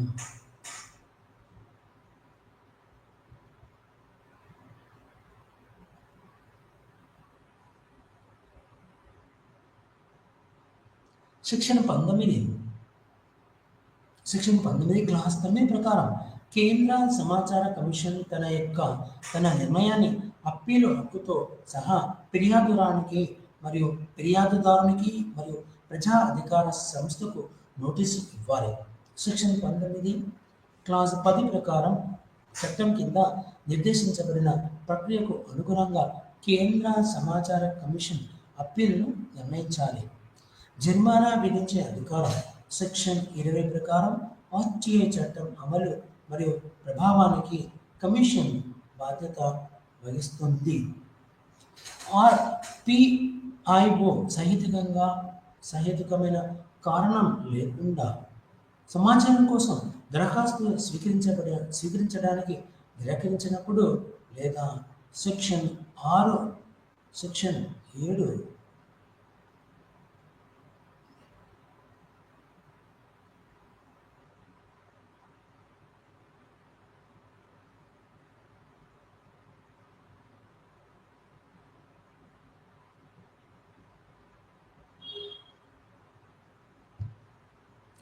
జరిమానా విధించే అధికారం సెక్షన్ 20 ప్రకారం ఆర్టీఐ చట్టం అమలు మరియు ప్రభావానికి కమిషన్ బాధ్యత వహిస్తుంది. పిఐఓ సహేతుకమైన కారణం లేకుండా సమాచారం కోసం దరఖాస్తు స్వీకరించడానికి నిరాకరించినప్పుడు లేదా సెక్షన్ 7లోని సబ్సెక్షన్ క్లాజ్ 1 కింద పేర్కొన్న సమయంలోపు సమాచారాన్ని అందించకపోతే సమాచారం కోసం అభ్యర్థులు దురుద్దేశంతో తిరస్కరించడం లేదా తెలిసి కూడా తప్పుడు, అసంపూర్ణమైన లేదా తప్పుదారి పట్టించే సమాచారం ఇచ్చినప్పుడు లేదా అభ్యర్థులను సంబంధించిన సమాచారాన్ని నాశనం చేయడం లేదా సమాచారాన్ని అందించడంలో ఏ విధంగానైనా ఆటంకం కలిగించవచ్చు. దరఖాస్తు అందే వరకు లేదా సమాచారం అందించే వరకు కమిషన్ ప్రతిరోజు 250 జరిమానా విధించాలి. అంటే ప్రతిరోజు ఒక్కొక్క రోజు 250. అయితే అటువంటి జరిమానా మొత్తం రూపాయలు 25,000కు మించకూడదు. కమిషన్లా మాత్రమే జరిమానా విధించే అధికారం ఉంది. పిఐఓను తన చర్యలను నిర్ధారించడానికి అవకాశం ఇచ్చిన తర్వాత ఇది చేయాలి. అతను లేదా ఆమె సహేతుకమైన మరియు బాధ్యతాయుతమైన రీతిలో వివరించాలని నిరూపించే బాధ్యత పిఐఓపై ఉంటుంది.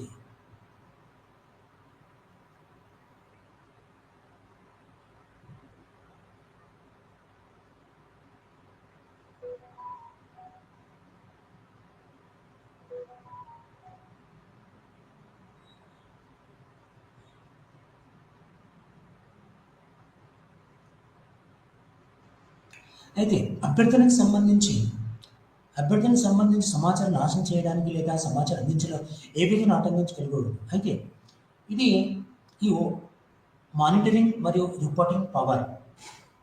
అయితే చట్టంలోని సెక్షన్ 25 ప్రకారం సిఐసి అన్ని కేంద్ర ప్రభుత్వ అధికారులపై తన అధికార పరిధిని ఉపయోగించి వార్షిక నివేదికను తయారు చేయడం మరియు తన ప్రభుత్వానికి ఫార్వర్డ్ చేయడం అనే తన తన ఆదేశాన్ని నెరవేర్చడానికి ఇది ప్రభుత్వ అధికారికి కు నుండి నిర్ణీత ప్రొఫార్మా సెక్షన్ 25 క్లాస్ 3 ఆర్టీఐ చట్టం 2005లో ఆన్లైన్ త్రైమాసిక రిటర్న్లను ఆహ్వానిస్తుంది.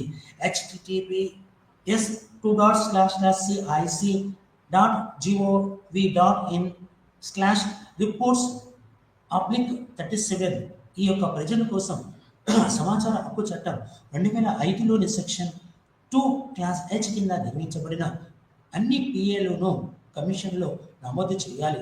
ఆర్టీఐ చట్టం 2005లోని సెక్షన్ 25 ప్రకారం పిఏలు కమిషన్ త్రైమాసిక రిటర్న్లను సమర్పించాల్సిన చట్టపరమైన అవసరం ఉంది.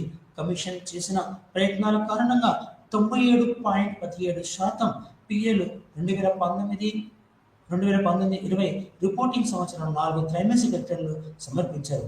వార్షిక నివేదిక 2019-20 సంవత్సరంలో http://cic.gov.in/reports37లో అమలు చేసింది.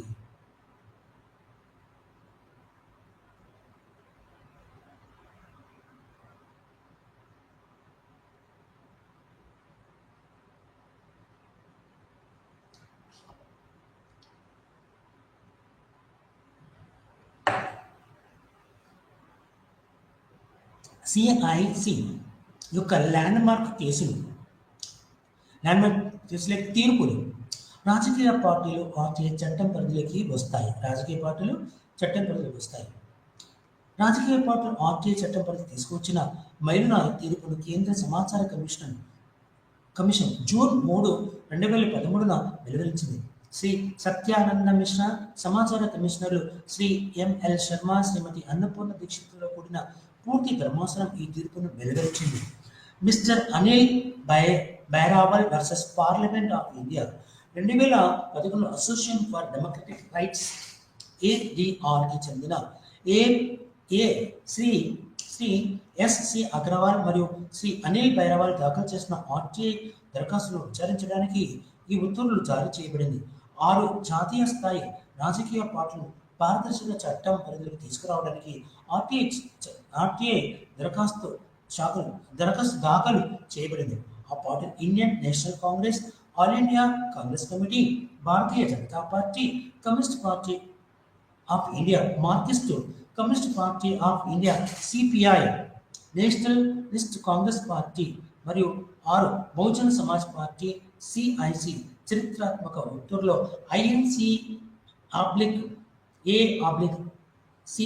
బీజేపీ, సిపిఐ, ఎం బ్రాకెట్లో సిపిఐ, ఎన్సిపి మరియు బిఎస్పీలకు కేంద్ర ప్రభుత్వం గణనీయంగా నిధులు సమకూర్చిందని మరియు అందువల్ల RTI ACF section 2 clause H కింద ప్రజా అధికారాలుగా పరిగణించబడుతున్నాయని మేము నిర్ధారించడంలో ఎటువంటి సందేహం లేదని చెప్పబడుతుంది.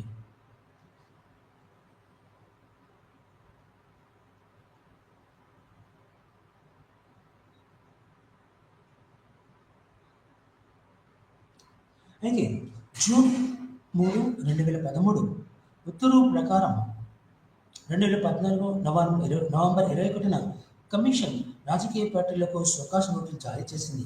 మరియు 2014 నవంబర్ 20న 6 రాజకీయ పార్టీల కమిషన్ ముందు విచారణ హాజరు కావాలని మధ్యంతర ఉత్తర్వు జారీ చేసింది. కానీ రాజకీయ పార్టీలు మాత్రం హాజరు కాలేదు. 2015 మే 16న సిఐసి మళ్ళీ రాజకీయ పార్టీలకు సంబంధించిన నిబంధనలు పాటించినందుకు ఒక ఉత్తర్వు జారీ చేసింది. మరియు 2013 జూన్ 3న ఇచ్చిన ఉత్తర్వు తుది మరియు కట్టుబడి ఉండేదని పేర్కొంది. చివరిగా రాజకీయ పార్టీలను ఆర్టీఐ పరిధిలోకి తీసుకురావాలని కోరుతూ ఏడీఆర్ మే 19, 2015 సుప్రీంకోర్టులో ఒక ప్రజా ప్రయోజన వ్యాజ్యాన్ని దాఖలు చేసింది.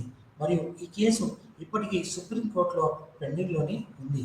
ఆర్టీఐ చట్టంలోని షెడ్యూల్ కింద సిబిఐ మినహాయింపును క్లెయిమ్ చేయదు. సిబిఐ ఒక డైరెక్ట్ సంస్థ కాబట్టి నిఘా లేదా భద్రతా సంస్థ యొక్క ఉద్దేశించిన ఆర్టీఐ చట్టం యొక్క 2వ షెడ్యూల్ కింద మినహాయింపును క్లెయిమ్ చేయకూడదు అని సిఐసి ఒక మైలురాయి తీర్పులో SS Ranawat versus Ashwini Kumar CPIO and SSP HQ తీర్పు చెప్పింది. కేంద్ర సమాచార కమిషన్ సిఐసి ఫిర్యాదును అనుమతిస్తూ central bureau of investigation CBI ప్రధాన కార్యంలోని సెంట్రల్ పబ్లిక్ ఇన్ఫర్మేషన్ ఆఫీసర్ మరియు సీనియర్ సూపరింటెండెంట్ ఆఫ్ పోలీసులను ఆదేశించింది.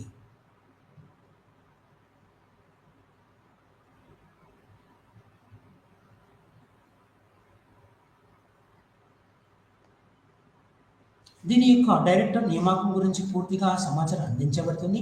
ఢిల్లీ మరియు ముంబైలో పనిచేస్తున్న ప్రస్తుత సిబిఐ అధికారులు చరాస్తులు మరియు స్థిరాస్తుల యొక్క వివరాలు అందించడానికి సిఐసి పిఐఓ మరియు assistant inspector general AIG assistant inspector general కూడా ఆదేశించింది. సిబిఐని సమాచారపు చట్టంలోని 2వ షెడ్యూల్ చేర్చిన సిబ్బంది మరియు శిక్షణ శాఖ డిఓపిటి జారీ చేసిన నోటిఫికేషన్ ఉల్లంఘిస్తూ సిపిఐఓ వినయంపును కోరింది. జూలై 4, 2011 తీర్పు ఇస్తూ అప్పటి కేంద్ర సమాచార కమిషనర్ ఇలాను ఎటువంటి కారణాలు చెప్పకుండా సిబిఐని అస్పష్టత కవచంతో కప్పి ఉంచి అటువంటి నోటిఫికేషన్ జారీ చేయడం ఆర్టీఐ చట్టంలోని సెక్షన్ 4 క్లాస్ 1 క్లాస్ డిలో పార్లమెంట్ చేసిన వాగ్దానం ఉల్లంఘించడమే. ఎటువంటి కారణాలు ముందుకు తేలినందున ఉన్నత స్థాయి ప్రభుత్వ అధికారులపై అనేక అవినీతి కేసులు దారిద్ర్య నుండి పారదర్శకతకు మరియు జవాబుదారీతనాన్ని అరికట్టడమే సిబిఐను 2వ షెడ్యూల్లో చేర్చడం యొక్క ఉద్దేశమని పౌరులు ఊహించే అవకాశం ఉంది. భారత ప్రధాన న్యాయమూర్తి సమాచారపు చట్టం కింద ప్రజా అధికారి కాదా అంటే 2007లో సుప్రీంకోర్టు మరియు హైకోర్టు న్యాయమూర్తులు తమ ఆస్తుల గురించి సమాచారం మరియు వారి ప్రధాన న్యాయమూర్తులకు సమర్పిస్తున్నారు అని అడుగుతూ సుప్రీంకోర్టులో ఒక ఆర్టీఐ దరఖాస్తు చేయబడింది.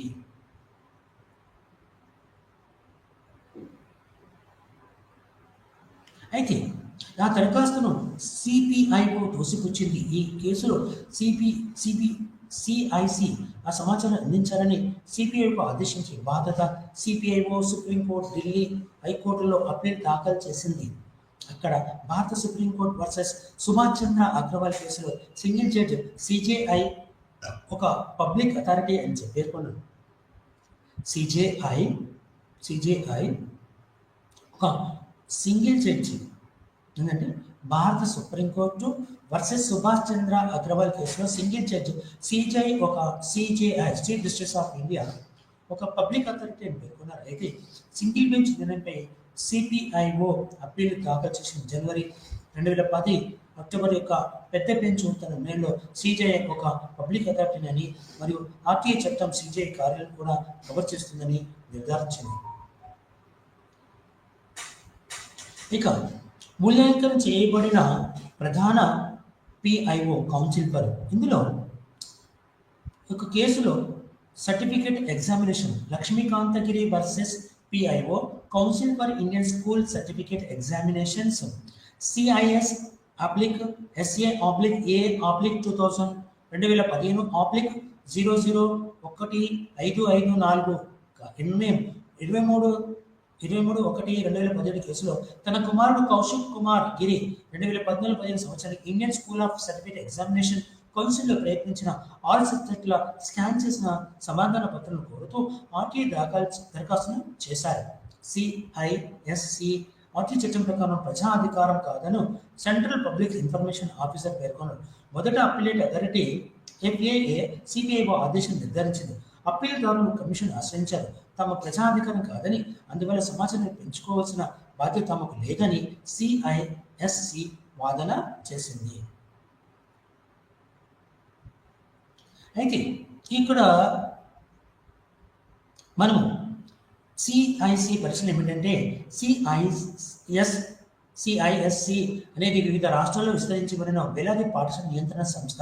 సిబిఎస్ఈ మాదిరిగానే నియంత్రణ విధులను నిర్వర్తిస్తుంది.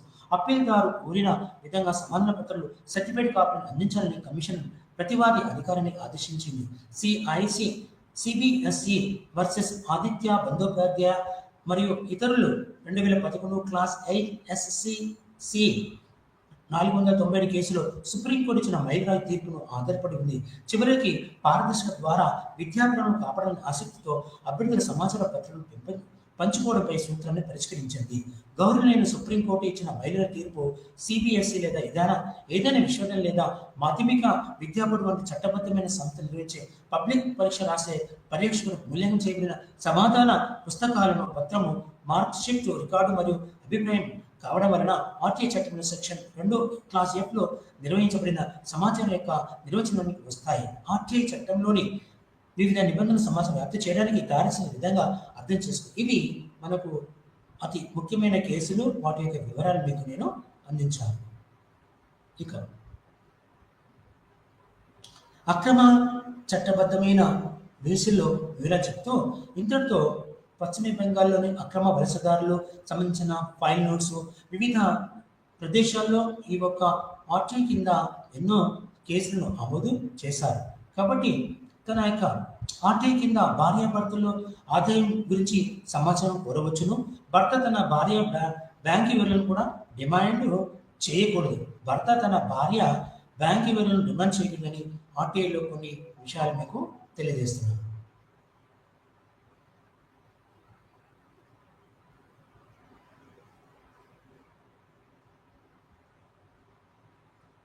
ఇక ఇది చివరిగా ఒక కొంచెం చెప్పేస్తాను. ఇంతటితో ఈరోజు పాఠాన్ని ముగిస్తున్నాను. నమస్కారం.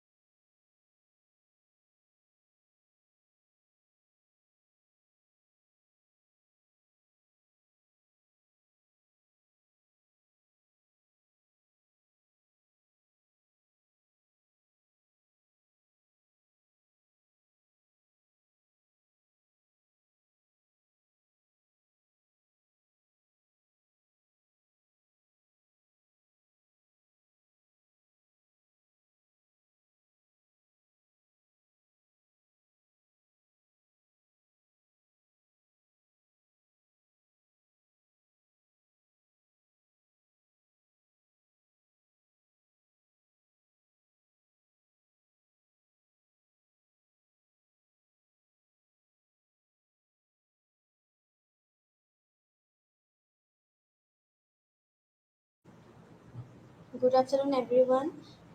Today's topic of discussion is উচ্চতৰ শিক্ষা ব্যৱস্থা ভাৰতত তাৰ লগত ৰেগুলেটৰী বডিজ যিমানখিনি আছে ৰেগুলেটৰী বডিজ বিভিন্ন ধৰণৰ সংস্থা বা ৰাষ্ট্ৰীয় শিক্ষাৰ যিমানবিলাক কাউন্সিল আছে এইখিনিৰ ওপৰত আমি আলোচনা কৰিম আৰু বিভিন্ন ধৰণৰ দন্ত চিকিৎসক পৰিষদে হওক বা শিক্ষাৰ বাবে যিমানবিলাক মানে বজোৱা তাৰ লগত দন্ত শিক্ষা প্ৰদান কৰাৰ লগত ফাৰ্মাচী কাউন্সিলছখিনি আছে আমি সেইখিনি ইয়াতে আলোচনা কৰিম এতিয়া যদি কওঁ ৰেগুলেটৰী বডিজ এতিয়া কি হয় বিশ্ববিদ্যালয় প্ৰদান আমাৰ যিমানবিলাক কমিশ্যন আছে অৰ্থাৎ ইউজিচি হৈছে ইউনিভাৰ্চিটি গ্ৰেণ্টছ কমিশ্যন এতিয়া ইয়াক ইউজিচি আইন দ্বাৰা প্ৰতিষ্ঠিত কৰা হৈছিলে ই বিশ্ববিদ্যালয় শিক্ষাৰ মানৰ সমন্বয় আৰু ৰক্ষণাবেক্ষণ কৰে আৰু তাৰ লগত বিশ্ববিদ্যালয় আৰু গৱেষণা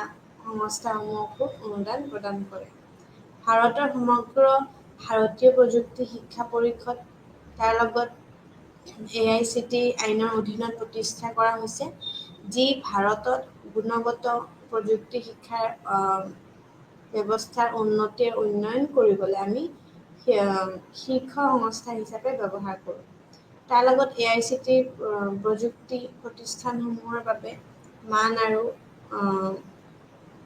আমাৰ যিমানবোৰ সংগঠিত কৰাৰ অৱশ্যক আইনী অধিকাৰ আছে তাৰ লগতো প্ৰযুক্তি শিক্ষাৰ গুণগত মানৰ ৰক্ষণাবেক্ষণ পৰ্যবেক্ষণ আৰু নিৰ্ভৰযোগ্যতা আমাৰ নিশ্চিত কৰে বুলি কয় তো তাৰ লগতে আমি যেতিয়া কওঁ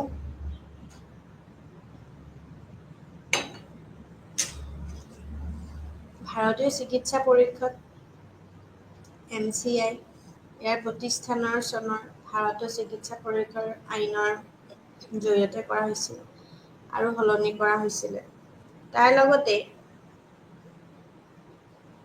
পৰিষদে ভাৰতত বিশ্ববিদ্যালয় বা চিকিৎসা প্ৰতিষ্ঠানসমূহৰ দ্বাৰা স্বীকৃতি চিকিৎসা যোগ্যতা প্ৰদান কৰিবলৈ আমাৰ যিমানখিনি আৱশ্যক তলৰ মানবোৰ নিৰ্ধাৰণ কৰে ভাৰতীয় কৃষি গৱেষণা পৰিষদ এইটো কৃষি গৱেষণা আৰু শিক্ষা বিভাগৰ অধীনত এখন সংস্থা হয় আৰু ই ভাৰতত কৃষি শিক্ষা আৰু গৱেষণাৰ দিশ নিৰ্দেশনা আৰু পৰিচালনা কৰিবলৈও দায়িত্ব আছে ৰাষ্ট্ৰীয় শিক্ষা কাউন্সিল NCTES ইয়াক ৰাষ্ট্ৰীয় শিক্ষা আইন 1993 অধীনত প্ৰতিষ্ঠা কৰা হৈছে ইয়াক শিক্ষা তাৰ লগত আমাৰ যিমানখিনি পদ্ধতি পৰিকল্পিত আৰু সমন্বিতভাৱে বিকাশৰ দায়িত্ব দিয়াৰ লগতে শিক্ষাৰ ক্ষেত্ৰত মান আৰু মানদণ্ডৰ নিৰ্ধাৰণৰ পৰামৰ্শ দিয়ে বুলি কৈছে তো ঠিক তেনেকেই যে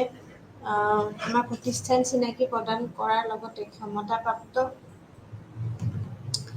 আৰু তাৰ লগত আমাৰ যিমানখিনি আছে সেই দন্ত চিকিৎসকৰ লগতে আমি জড়িত হৈ পেলাই আমি বস্তুখিনি আমি নিয়ন্ত্ৰণ কৰিবলৈ আমি নিৰ্দেশনা দিয়া গৈছে তো ঠিক তেনেকুৱাই যে যেতিয়া আমি চাওঁ যে আমাৰ কিমানখিনি প্ৰফিট হৈছে বা আমাৰ যিমানখিনি নিৰ্দেশনা দিয়ে তো সেই বস্তুটোতে আমি গম পাম যে আমাৰ ইয়াতে অলৰেডি আমাৰ যিমানখিনি হৈছে সেই বস্তুখিনি তাতে আমি জড়িত তো তাৰ লগত আমি যেতিয়া চাম যে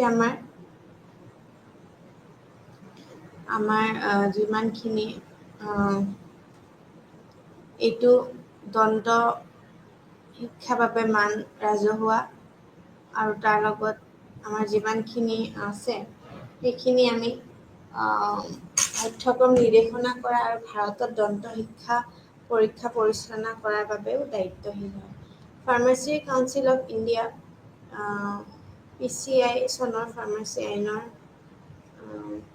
ধাৰা অধীনত গঠন কৰা হৈছিলে ই ভাৰতৰ ফাৰ্মাচী শিক্ষাৰ আৰু প্ৰফেশ্যনেল গ্ৰেজুৱেট স্তৰলৈ নিয়ন্ত্ৰণ আৰু নিয়মৰ কাৰ্য সম্পাদন কৰে সেইকাৰণে কৈছে যে কাউন্সিলে ফাৰ্মাচিষ্ট হিচাপে শিক্ষাৰ বা অৰ্হতাৰ সৰ্বনিম্ন মান নিৰ্ধাৰণ কৰে বুলি কৈছিলে আৰু তাৰ লগতেই কয় যে আমাৰ যিমানখিনি আমি বাৰ্ষিক কাউন্সিল আছে সেইটোৰ লগতো আমি এই আইনী ব্যৱস্থা জড়িত হৈ আছে। তো এজন বিধানিক সংস্থা যি ইণ্ডিয়ান নাৰ্ছিং কাউন্সিলৰ লগত জড়িত আইন অধিবেশন গঠন কৰা হৈছে।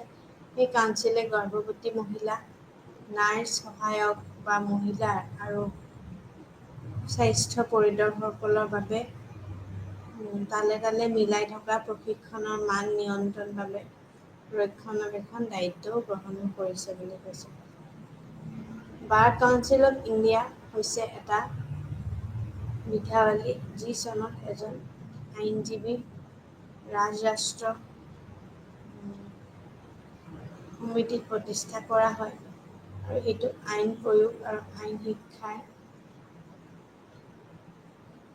নিয়মাৱলী নিৰ্ধাৰণ কৰে আৰু যিসকল ব্যক্তি এজন আইনজীৱী হিচাপে নাম লেখাব পাৰে আৰু সেয়াই নিৰ্ধাৰিত এটি শ্ৰেণী বা শ্ৰেণীৰ বাতৰি কৰে বুলি কৈছে।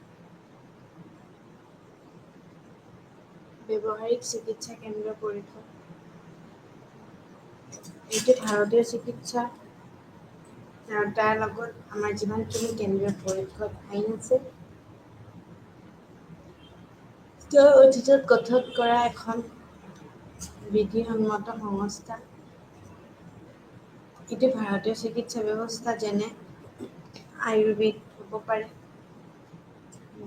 বা তাৰ লগত আমাৰ যিমানখিনি শিক্ষা বা তাৰ লগত আমাৰ তীব্ৰ শিক্ষাৰ ন্যূনতম মান প্ৰণয়ন কৰে বা পৰিষদে ভাৰতীয় চিকিৎসাৰ কেন্দ্ৰীয় ৰেজিষ্টাৰ বচাই ৰাখে আৰু এইটো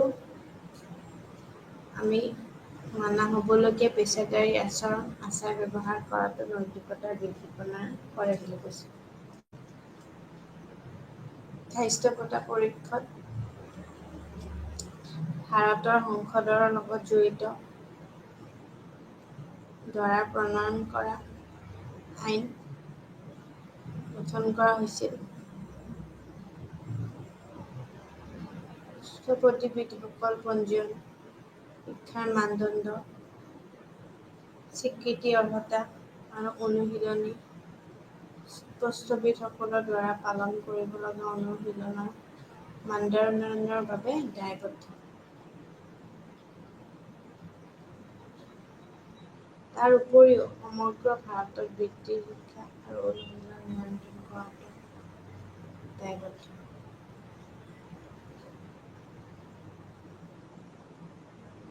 আৰ্কিটেকচাৰ বৃত্তিটো চলাব বিচৰা যিকোনো ব্যক্তিয়ে পৰিষদৰ সৈতে নিজে পঞ্জীয়ন কৰিব লাগিব বুলি কৈছে। পুনৰুদ্ধাৰ পৰিষদৰ ভাৰত এতিয়া ICNOU 1992 চনৰ পুনৰুদ্ধাৰ পৰিষদ ভাৰত আইনৰ অধীনত গঠন কৰা হৈছে। ইয়াৰ কাম হৈছে সক্ষম ব্যক্তিয়ে সেৱাসমূহক নিয়মৰ অৱলম্বন আৰু কৰে। তাৰ লগত বেমাৰ সক্ষম ব্যক্তিসকলৰ দিয়া শিক্ষা তথা সৰ্বশৰীয়া মানৰ নিশ্চিত দিয়ে আৰু বিভিন্ন সক্ষমতাসম্পন্ন ব্যক্তিসকল প্ৰদান কৰে। ব্যক্তিগত প্ৰস্তুতিৰ বাবে গুণগত মান সন্দৰ্ভ তদাৰকাৰীও নিশ্চিত কৰে বুলি কৈছে।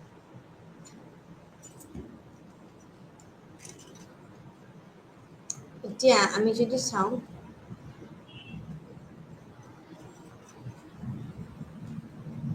ভাৰতীয় শিক্ষাৰ পৰিষদ বা আমি যেতিয়া চাওঁ তেতিয়া আমি প্ৰতিষ্ঠানৰ ওপৰত গুৰুত্ব দিওঁ যে ভাৰতীয় চিকিৎসা আৰু পৰিষদৰ আইনৰ জৰিয়তে কৰা হৈছিল আৰু তাৰ লগত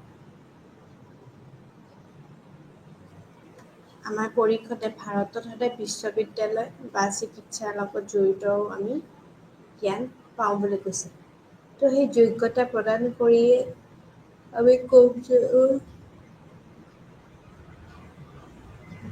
কিমানখিনি আৱশ্যক তলৰ মানবোৰো নিৰ্ধাৰণ কৰে। ঠিক তেনেকুৱা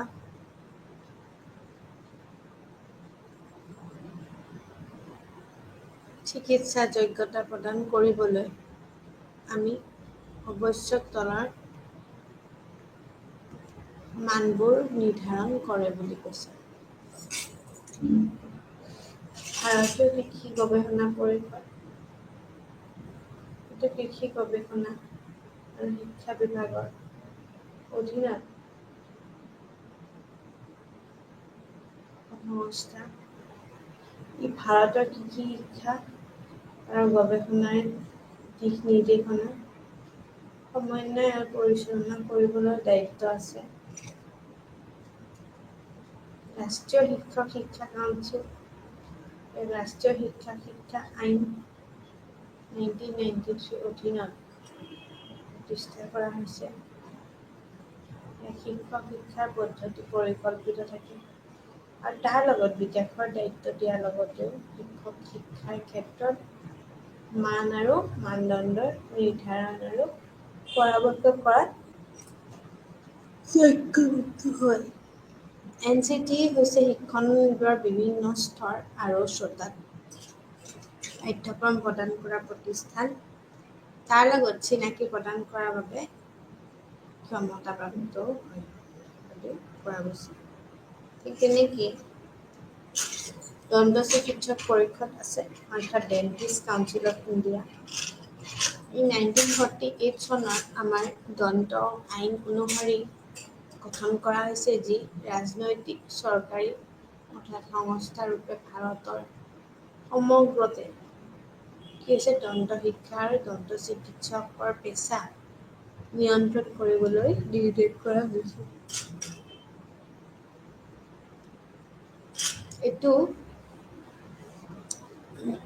এই দন্ত শিক্ষা মান ৰাজহুৱাভাৱে আৰু দন্ত শিক্ষা প্ৰদান কৰা প্ৰতিষ্ঠানসমূহক স্বীকৃতি দিয়া, পাঠ্যক্ৰম নিৰ্দেশনা কৰা আৰু ভাৰতত দন্ত শিক্ষাৰ পৰীক্ষা পৰিচালনা কৰাৰ বাবেও দায়িত্বশীল।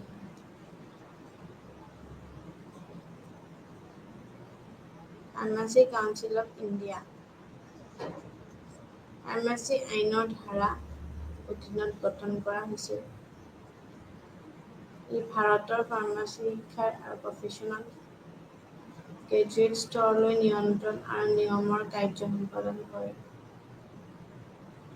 কাউন্সিলে ফাৰ্মাচিষ্ট হিচাপে শিক্ষাৰ বা অৰ্হতাৰ বিভিন্ন ধৰণৰ সৰ্বনিম্ন মানো নিৰ্ধাৰণ কৰা আছে বুলি কয়।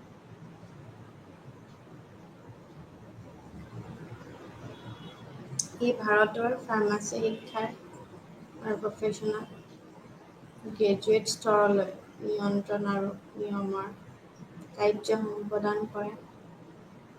কাউন্সিলে ফাৰ্মাচিষ্ট হিচাপে শিক্ষাৰ বা অৰ্হতাৰ সৰ্বনিম্ন মান নিৰ্ধাৰণ কৰে বুলি কৈছে। তাৰ লগত ইণ্ডিয়ান নাৰ্ছিং কাউন্সিল অৰ্থাৎ INC হৈছে এজন বিধানিক সংস্থা, যাৰ ইণ্ডিয়ান নাৰ্ছিং কাউন্সিল আইন অধীনত গঠন কৰা হৈছে। কাউন্সিলে গৰ্ভৱতী মহিলা, নাৰ্ছ সহায়ক আৰু নাৰ্ছ মহিলাৰ আৰু স্বাস্থ্য পৰিদৰ্শকসকলৰ বাবে তালে তালে মিলাই থকা প্ৰশিক্ষণৰ মান নিয়ন্ত্ৰণ আৰু ৰক্ষণাবেক্ষণ দায়িত্ব গ্ৰহণ কৰিছে। ঠিক তেনেকেই কাউন্সিল গৰ্ভৱতী মহিলা, নাৰ্ছ সহায়ক, নাৰ্ছ মহিলাৰ আৰু স্বাস্থ্য পৰিদৰ্শকসকলৰ বাবে তালে তালে মিলাই থকা প্ৰশিক্ষণৰ নিয়ন্ত্ৰণ আৰু ৰক্ষণাবেক্ষণো কৰে বুলি কৈছে। ঠিক তেনেকেই কয় যে বাৰ কাউন্সিল হৈছে আমাৰ এটা বিধাৱলী আৰু এজন আইনজীৱী ৰাজশাস্ত্ৰ সন্মতিত প্ৰতিষ্ঠা কৰা হয়। মানে এডভকেচি, যাক কয় আমি ইংলিছত এডভকেট, সেইটোত ৰাজস্ত্ৰ মঞ্চত, ৰাজস্ত্ৰ মানে নেশ্যনেল লেভেল, তাতে সন্মিলিত প্ৰতিষ্ঠা কৰা হয় বুলি কৈছে। এইটো আইন প্ৰয়োগ আৰু আইন শিক্ষাৰ নিয়মাৱলী নিৰ্ধাৰণ কৰে আৰু যিসকল ব্যক্তিয়ে এজন আইনজীৱী হিচাপে নাম লেখাব পাৰে, সেয়েহে নিৰ্ধাৰিত এটি শ্ৰেণী বা শ্ৰেণীৰ বাতৰি কৰে বুলি কৈছে।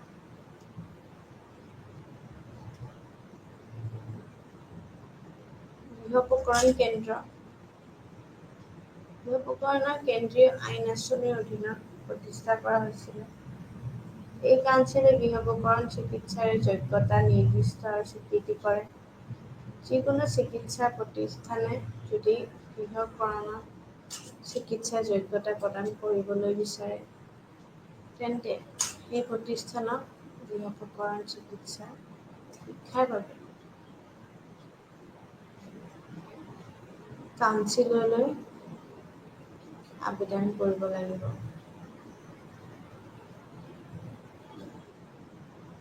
তেনেকে ঠিক প্ৰতিষ্ঠা আৰু ৰক্ষণাবেক্ষণ দায়িত্ব পালন কৰে। আৰু তাৰ লগত আমি যদি কওঁ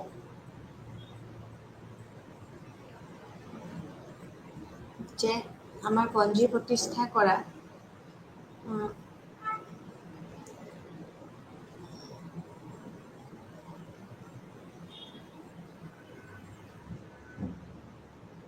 তো কাউন্সিল এজন কেন্দ্ৰীয় পঞ্জী ৰক্ষণাবেক্ষণ পালন কৰে।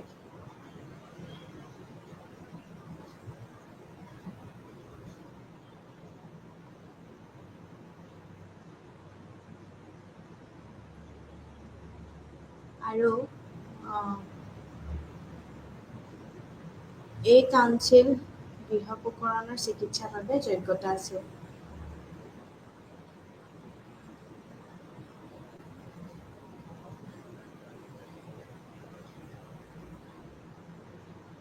কাউন্সিল গৃহোপকৰণ এজন কেন্দ্ৰীয় পঞ্জী প্ৰতিষ্ঠা আৰু ৰক্ষণাবেক্ষণ দায়িত্ব পালন কৰে। ব্যৱহাৰিক চিকিৎসা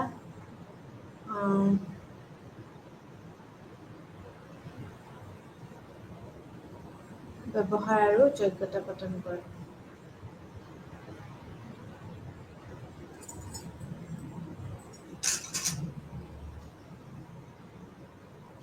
এইটো কেন্দ্ৰীয় পৰিষদ আইনৰ অধীনত গঠন কৰা সংগঠিত সংস্থা হয়।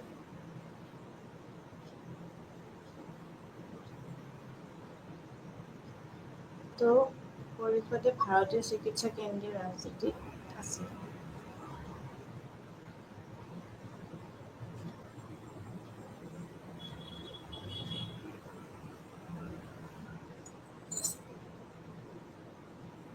নৈতিকতা আৰু বিধি প্ৰদান কৰে বুলি কৈছে।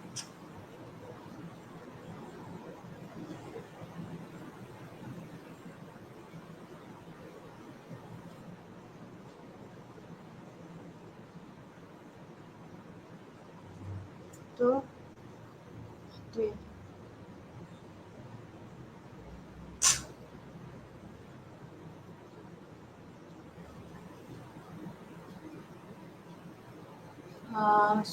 সেইটো ভাৰতীয় চিকিৎসা ব্যৱস্থাৰ লগতে জড়িত হয়।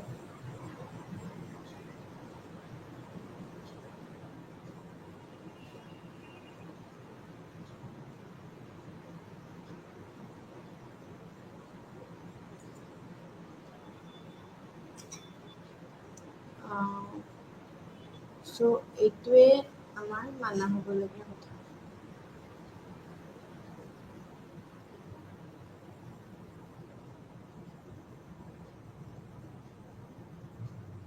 নৈতিকতা প্ৰদান কৰে।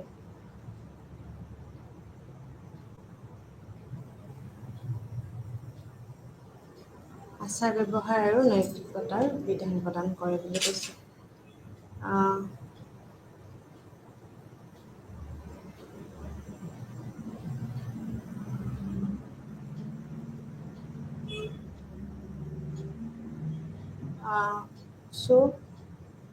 শিক্ষা আৰু অনুশীলনৰ নিয়ন্ত্ৰণ কৰাটো দায়বদ্ধ হয়। তো তাৰ লগতে আমি কৰোঁ।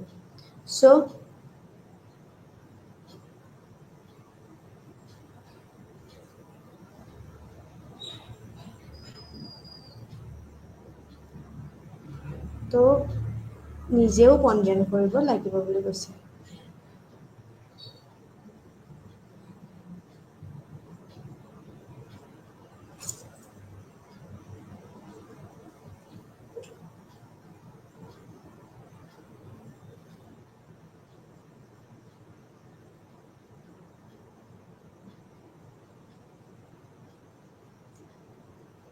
তো সেইটোৰ লগত নিজেও পঞ্জীয়ন কৰিব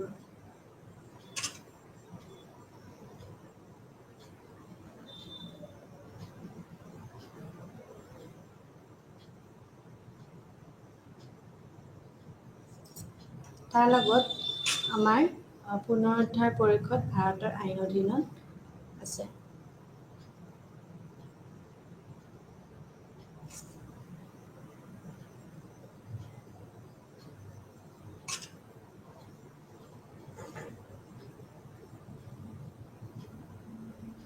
তো সক্ষমতা সম্পূৰ্ণভাৱে সেৱা প্ৰদান কৰাটো বৃত্তিগত প্ৰস্তুতিৰ গুণগত মান সন্দৰ্ভত তদাৰকাৰী আৰু নিশ্চিতও কৰে বুলি কৈছে তো সেইটোৱে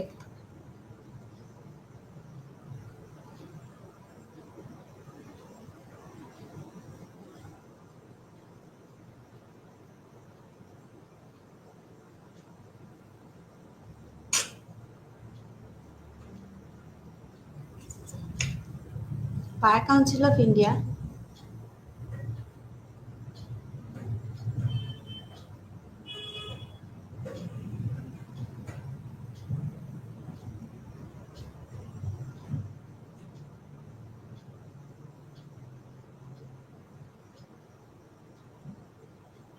তো এটা শ্ৰেণীৰ ভিতৰতে কৰে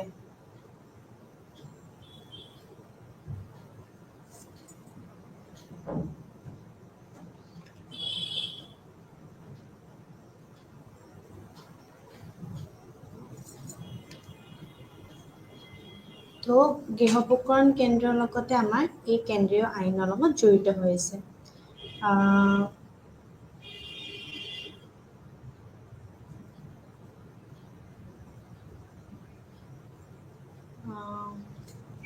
যিকোনো চিকিৎসা প্ৰতিষ্ঠান যদি গৃহপক্ষৰ লগত জড়িত হৈ থাকে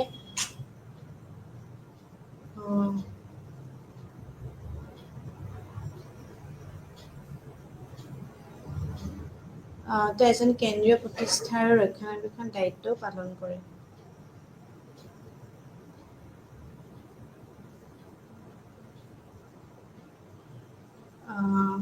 তো কাউন্সিল গৃহপক্ষণ এজন কেন্দ্ৰীয় পঞ্জী প্ৰতিষ্ঠা আৰু ৰক্ষণাবেক্ষণ দায়িত্ব পালন কৰে ব্যৱহাৰিক চিকিৎসা কেন্দ্ৰীয় পৰীক্ষাৰ লগতো জড়িত হয়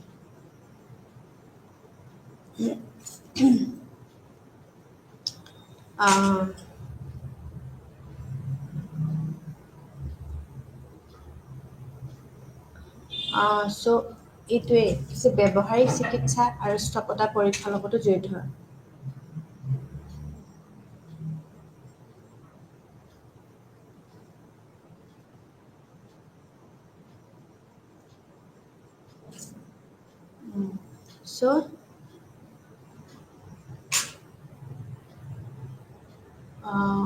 চ' অনুশীলন নিয়ন্ত্ৰণ কৰাটো এটা ইম্পৰ্টেণ্ট আমি বুলিও আমি ক'ব পাৰোঁ তো এইটোৱে কথা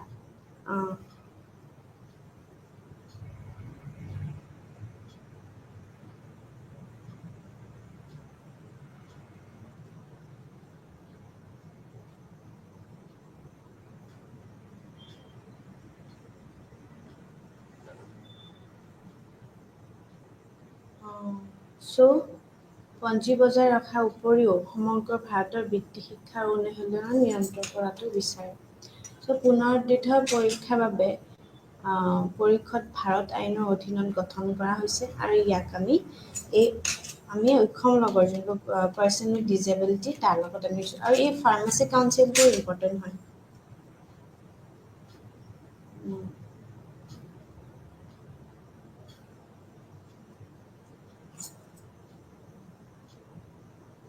চ'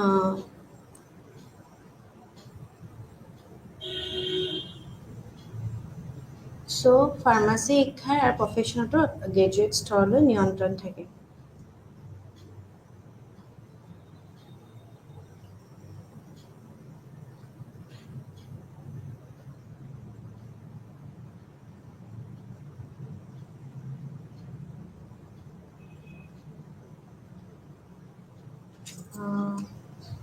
Indian Nursing Council.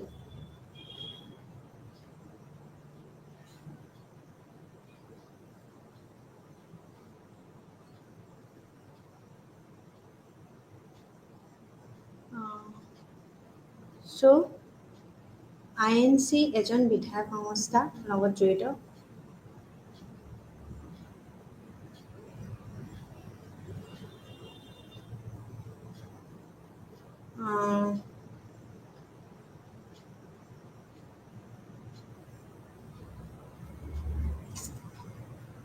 so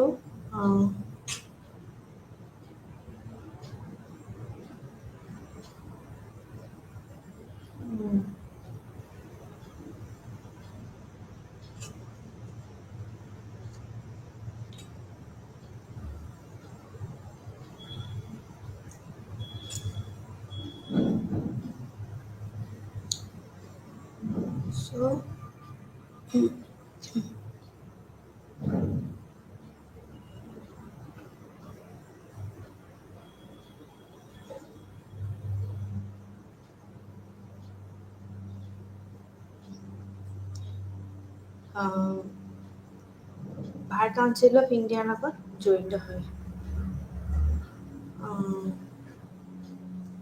তো আমি ক'ব পাৰোঁ যে আমাৰ যিমানখিনি মধ্যস্থিত গৃহ উপকৰণ কেন্দ্ৰ আছে তাৰ লগত আমি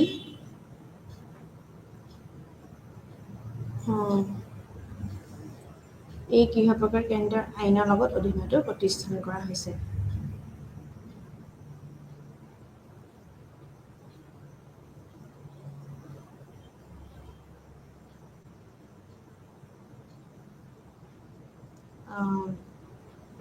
so ব্যৱহাৰিক চিকিৎসাৰ লগতো জড়িত হয় যেনে ইউনিয়ন হওক বা আমাৰ যিমানখিনি আছে সেই লগত আমি ইটোৰ লগত আমি এইটো বস্তুটো পৰিষদে ভাৰতীয় চিকিৎসা কেন্দ্ৰৰ লগত ৰেজিষ্টাৰ বজাই ৰাখে তো তাৰ লগত মানা হ'বলগীয়া পেছাদাৰী আচৰণ আচাৰ ব্যৱহাৰ আৰু নৈতিকতাৰ বিধি প্ৰণয়ন কৰে ভাৰতৰ সংসদৰ দ্বাৰা প্ৰণয়ন কৰা স্পষ্টবাদী আইন অধীনত গঠন কৰা হৈছিল স্পষ্টপিতসকলে পঞ্জীয়ন শিক্ষাৰ মানদণ্ড স্বীকৃতি আৰ্হতা আৰু অনুশীলনতা দ্বাৰা পালন কৰিবলগীয়া অনুশীলনৰ মানদণ্ডৰ বাবেও দায়বদ্ধ হয় তো সেই লগত পঞ্জী বজাই ৰখাৰ উপৰিও সমগ্ৰ ভাৰতত বৃত্তি শিক্ষা অনুশীলন নিয়ন্ত্ৰণ কৰাটো দায়বদ্ধ হয় আৰ্কিটেকচাৰ বৃত্তিটো যেনেকৈ আমি চলাবলৈ বিচৰা যিকোনো ব্যক্তিয়ে স্পষ্টকতা পৰীক্ষকৰ সৈতে নিজে পঞ্জীয়ন কৰিব লাগিব সেইটোৰ লগত জড়িত বুলি কয় পুনৰুদ্ধাৰ পৰিষদ আছে ভাৰত এই পুনৰুদ্ধাৰ পৰিষদৰ ভাৰতৰ আইন অধীনত গঠন কৰা হৈছে ইয়াৰ কাম হৈছে অক্ষম ব্যক্তিসমূহক দেখুওৱা সেৱাসমূহ নিয়মৰ অৱলম্বন আৰু তদাৰকাৰী কৰা বেমাৰ আৰু অক্ষম ব্যক্তিসকলৰ দিয়া শিক্ষা তথা সৰ্বস্তৰীয়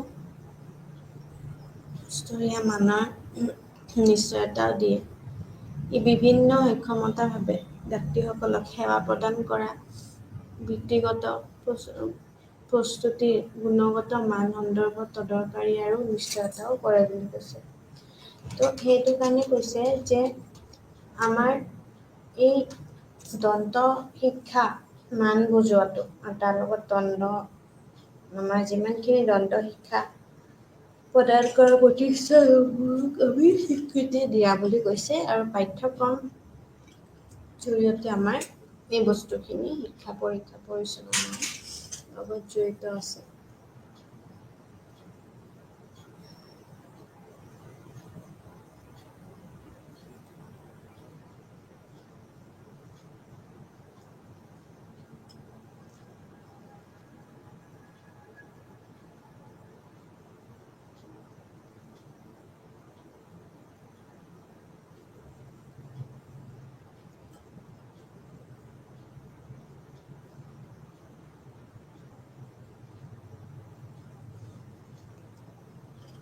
ফাৰ্মাচী কাউন্সিল ইণ্ডিয়া লগত আইনৰ ধাৰা অধীনত গঠন কৰা হৈছিলে। ই ভাৰতৰ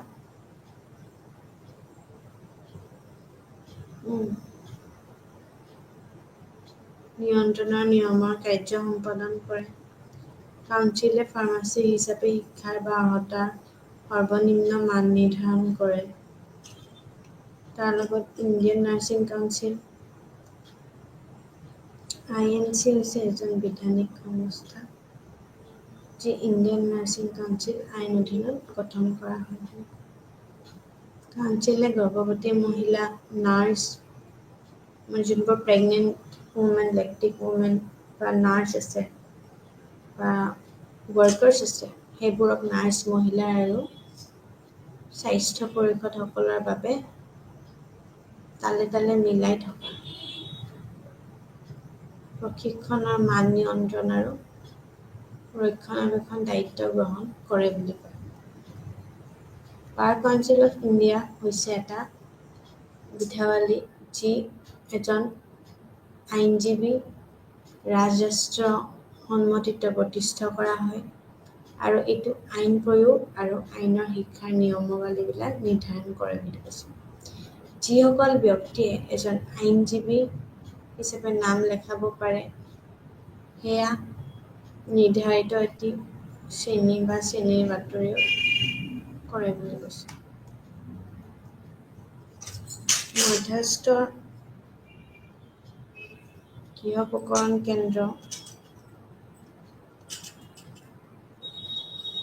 তাৰ আগত আইন আঁচনিৰ অধীনত প্ৰতিষ্ঠা কৰা হৈছে।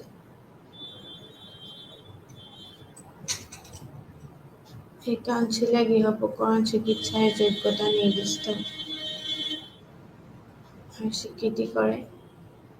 যিকোনো চিকিৎসা প্ৰতিষ্ঠান যদি গৃহ প্ৰকৰণ চিকিৎসাৰ যোগ্যতা প্ৰদান কৰিবলৈ বিচাৰে, তেন্তে সেই প্ৰতিষ্ঠান গৃহ প্ৰকৰণ চিকিৎসা শিক্ষাৰ বাবে কাউন্সিল প্ৰদান কৰিব লাগিব। কাউন্সিল গৃহ প্ৰকৰণ এজন কেন্দ্ৰীয় পঞ্জী প্ৰতিষ্ঠান আৰু ৰক্ষণাবেক্ষণ দায়িত্ব পালন কৰে। তাৰ লগত জড়িত ব্যৱহাৰিক চিকিৎসা কেন্দ্ৰীয় পৰিষদ, এইটো ভাৰতীয় চিকিৎসা আইনৰ অধীনত গঠন কৰা এখন বিধিসন্মত সংস্থা। এইটো ভাৰতীয় চিকিৎসা ব্যৱস্থা যেনে আয়ুৰ্বেদ, ইউনানী শিক্ষাৰ ন্যূনতম মান প্ৰণয়ন কৰে। পৰিষদে ভাৰতীয় চিকিৎসাৰ কেন্দ্ৰীয় ৰেজিষ্টাৰ বজাই ৰাখে। এইটোৰ লগত দ্বাৰা মানা হ'বলগীয়া পেছাদাৰী আচৰণ, আচাৰ ব্যৱহাৰ আৰু নৈতিকতাৰ বিধিও প্ৰণয়ন কৰে।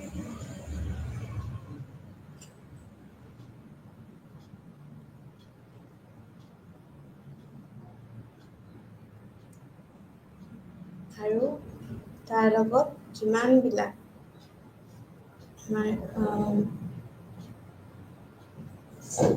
পেছাদাৰী আচৰণ আছে, এইবিলাক ব্যৱহাৰ নৈতিকতাৰ বিধি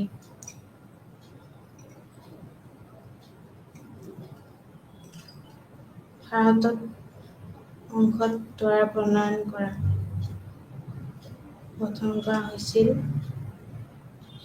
ষষ্ঠবিধসকলৰ পঞ্জীয়ন, শিক্ষাৰ মানদণ্ড, স্বীকৃতি, অৰ্হতা আৰু অনুশীলনী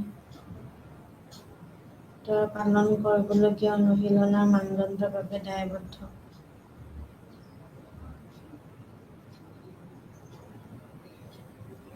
ষষ্ঠবিধৰ পঞ্জী বজাই ৰখাৰ উপৰিও সমগ্ৰ ভাৰতৰ বৃত্তি শিক্ষা আৰু অনুশীলনৰ নিয়ন্ত্ৰণ কৰাটো দায়বদ্ধ।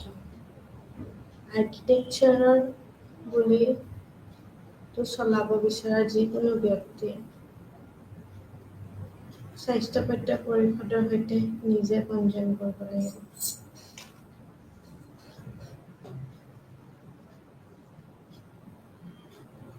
পুনৰুদ্ধাৰ পৰিষদৰ ভাৰত এই চনৰ ১৭ পৰীক্ষাত ভাৰতৰ আইনৰ অধীনত গঠন কৰা হৈছে আৰু ইয়াৰ কাম হৈছে অক্ষম ব্যক্তিসমূহক দিয়া সেৱাসমূহ নিয়মৰ অৱলম্বনেৰে তদাৰক কৰা। ই বেমাৰ আৰু অক্ষম ব্যক্তিসকলক দিয়া শিক্ষা তথা সৰ্বস্তৰীয় মানৰ নিশ্চয়তা দিয়ে। ই বিভিন্ন সক্ষমতা সম্পন্ন ব্যক্তিসকলক সেৱা প্ৰদান কৰা, বৃত্তিগত প্ৰস্তুতিৰ গুণগত মানদণ্ডৰ ওপৰত তদাৰক আৰু নিশ্চয়তা কৰে।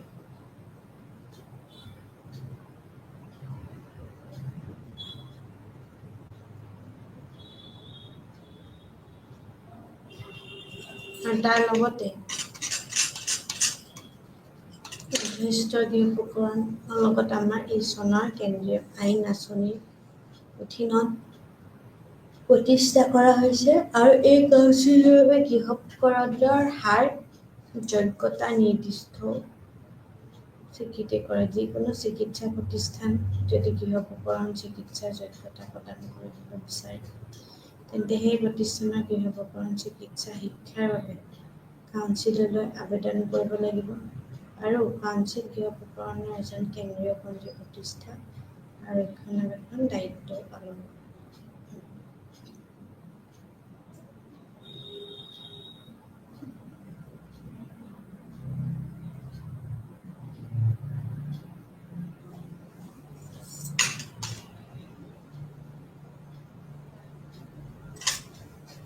ৰাজস্ব সন্মতিত প্ৰতিষ্ঠা কৰা হয়। এইটো আইন প্ৰয়োগ আৰু আইনৰ শিক্ষাৰ নিয়মাৱলী নিৰ্ধাৰণ কৰে। যিসকল ব্যক্তি এজন আইনজীৱী হিচাপে নাম লেখাব পাৰে, সেয়েহে নিৰ্ধাৰিত এটি শ্ৰেণী বা শ্ৰেণীৰ ভিতৰত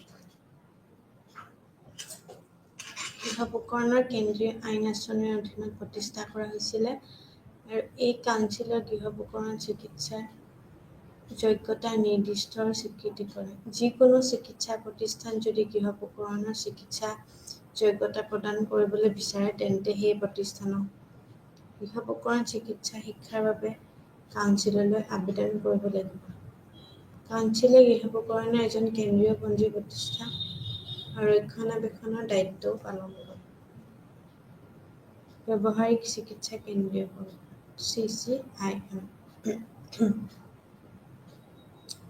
এইটো ভাৰতীয় চিকিৎসা কেন্দ্ৰীয় পৰিষদৰ আইনৰ অধীনত গঠন কৰা এখন বিধিসন্মত সংস্থা আৰু এইটো ভাৰতীয় চিকিৎসা ব্যৱস্থা যেনে আয়ুৰ্বেদ, সিদ্ধা, অঙ্গনীতি শিক্ষাৰ ন্যূনতম মান প্ৰণয়ন কৰে বুলি কৈছে। তো ঠিক সেইটোৱে যে পেছাদাৰীৰ লগত দ্বাৰা আমাৰ মানা হ'বলগীয়া পেছাদাৰী যিমানখিনি আছে, সেইখিনিৰ লগত নৈতিকতাৰ বিধিও প্ৰণয়ন কৰে।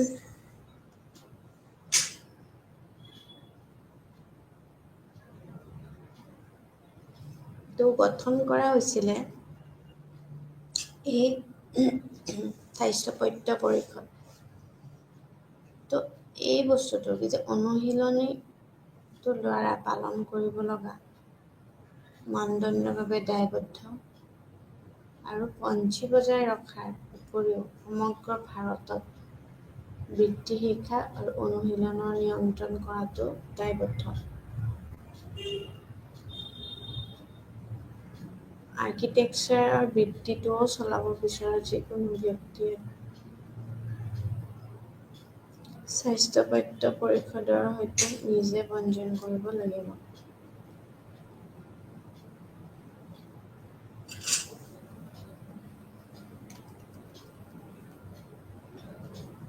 আৰু এইটো ৰাষ্ট্ৰীয় শিক্ষা কাউন্সিল, ইয়াক ৰাষ্ট্ৰীয় শিক্ষা আইন 1993 অধীনত প্ৰতিষ্ঠা কৰা হয়। ইয়াক শিক্ষা পদ্ধতিৰ পৰিকল্পিত আৰু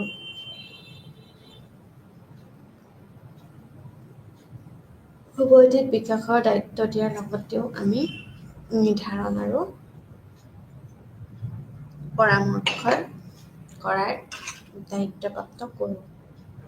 তো NCT হৈছে শিক্ষণৰ বিভিন্ন স্তৰ আৰু শ্ৰোতাত চলাবলৈ পাঠ্যক্ৰম প্ৰদান কৰে আৰু তাৰ লগত প্ৰতিষ্ঠানক চিনাকি প্ৰদান কৰাৰ বাবেও ক্ষমতাপ্ৰাপ্ত কৰিবলৈ কৈছোঁ।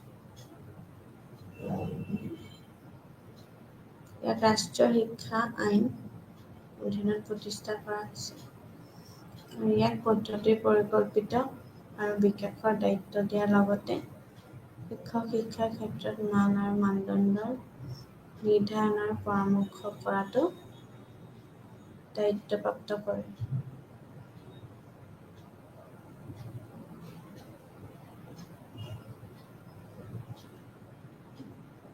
NCT হয় শিক্ষণৰ বিভিন্ন স্তৰ আৰু শ্ৰোতাত পাঠ্যক্ৰম প্ৰদান কৰা, প্ৰতিষ্ঠানক চিনাকি প্ৰদান কৰাৰ বাবে ক্ষমতাপ্ৰাপ্ত।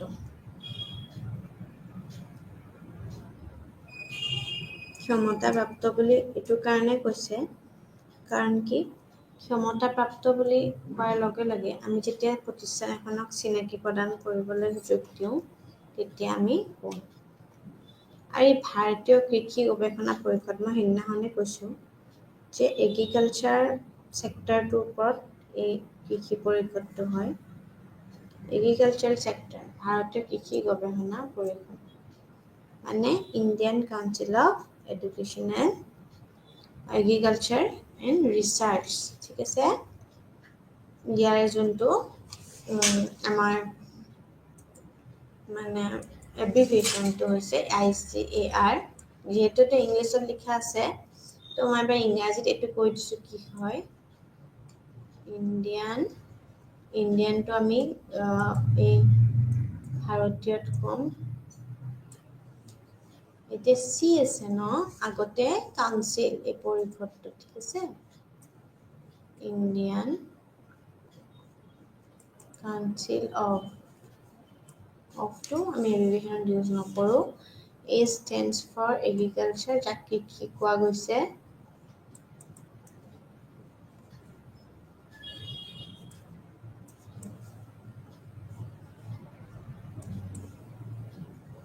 আৰু গৱেষণাটো পৰিষদটো ক'লোৱেই কাউন্সিল, হয়নে? পৰিষদ আৰু গৱেষণাটো ৰিচাৰ্চ।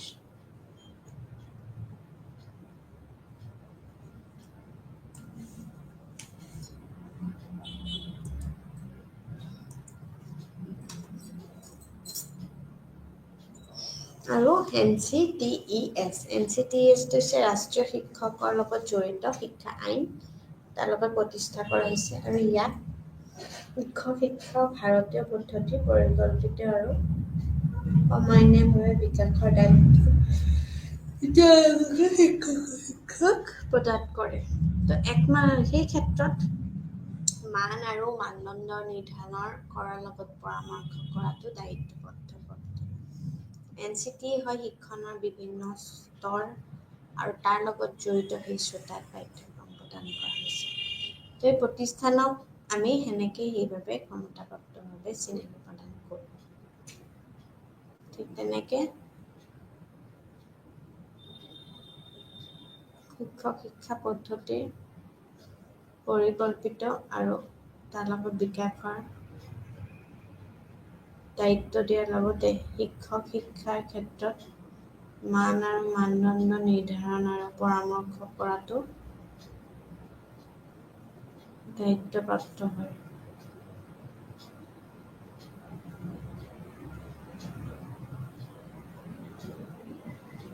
NCT হয় শিক্ষণৰ বিভিন্ন স্তৰ আৰু শ্ৰোতাত পাঠ্যক্ৰম প্ৰদান কৰে।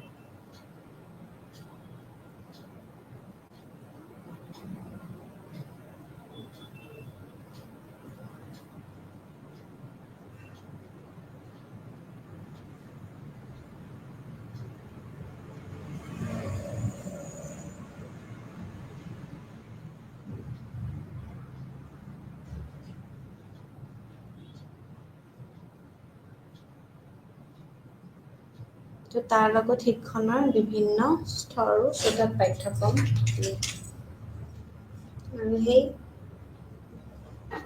দন্ত চিকিৎসা পৰিষদ অফ ইণ্ডিয়া 1948 চনত যোনখন হৈছিলে তাৰ লগত সেই আইনৰ অধীনে গঠন কৰা হৈছে 1948 ঠিক আছে যি ৰাজনৈতিক চৰকাৰী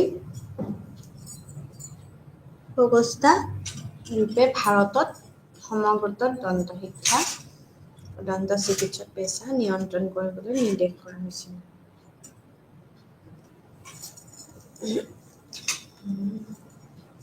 এইটো দন্ত শিক্ষাৰ বাবে মান বুজোৱা আৰু দন্ত শিক্ষা প্ৰদান কৰা প্ৰতিষ্ঠানসমূহক স্বীকৃতি দিয়া পাঠ্যক্ৰম নিৰ্দেশনা কৰা আৰু ভাৰতত দন্ত শিক্ষাৰ পৰীক্ষা কৰি পেলাই পৰিচালনা কৰাৰ বাবেও দায়িত্বশীল হয়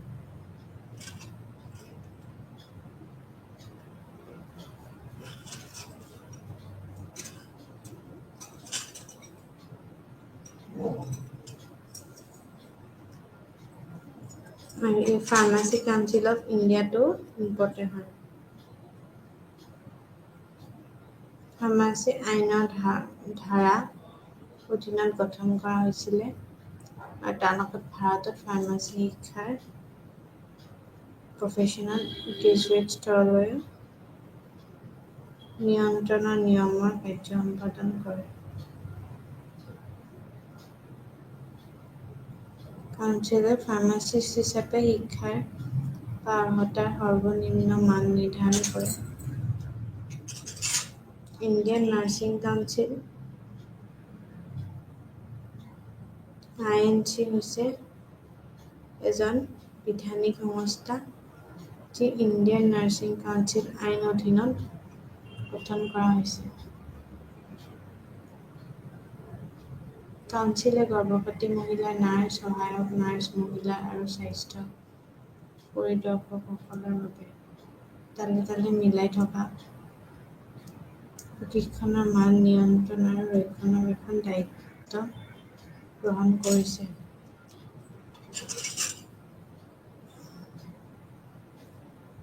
PCI হৈছে এটা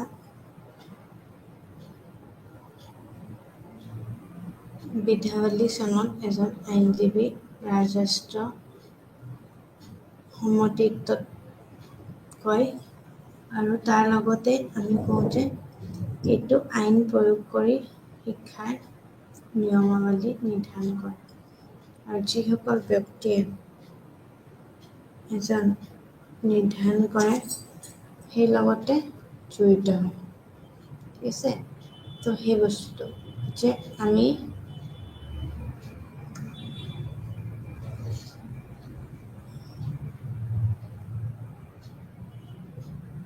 চাব লাগিব যে আমাৰ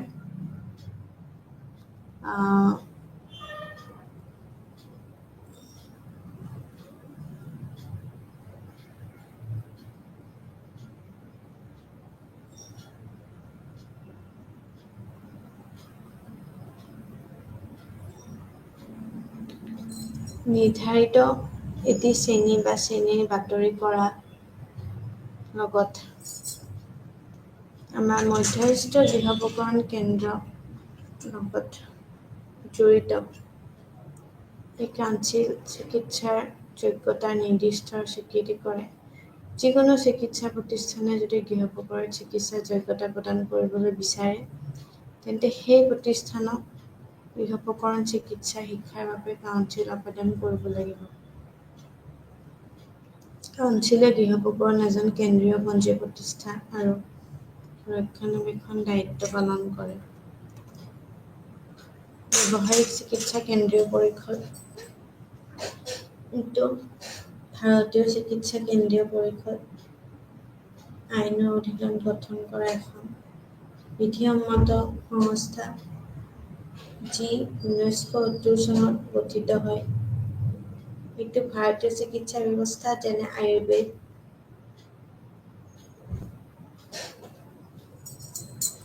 ইউনানী শিক্ষাৰ ন্যূনতম মান বজাই ৰাখিব প্ৰণয়ন কৰে আৰু পৰিষদে ভাৰতীয় চিকিৎসা কেন্দ্ৰীয় ৰেজিষ্টাৰো বচাই ৰাখে। এইটোৱে ধৰা মানা ল'বলগীয়া পেছাদাৰী আচৰণ, আচাৰ ব্যৱহাৰ আৰু নৈতিকতাৰ বিধি প্ৰণয়ন কৰে বুলি কৈছোঁ।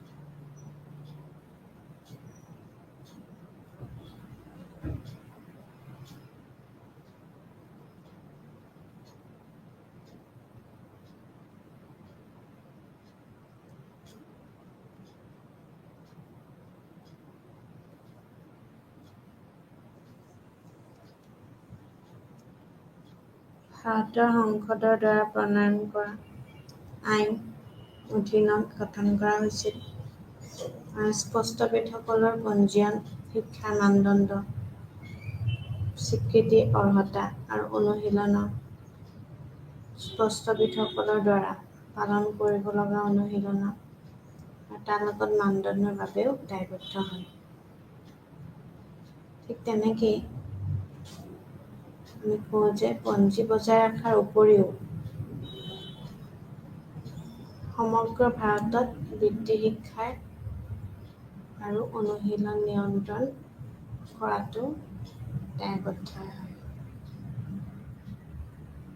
আৰ্কিটেকচাৰ বুলিটো চলাব বিচৰা যিকোনো ব্যক্তিয়ে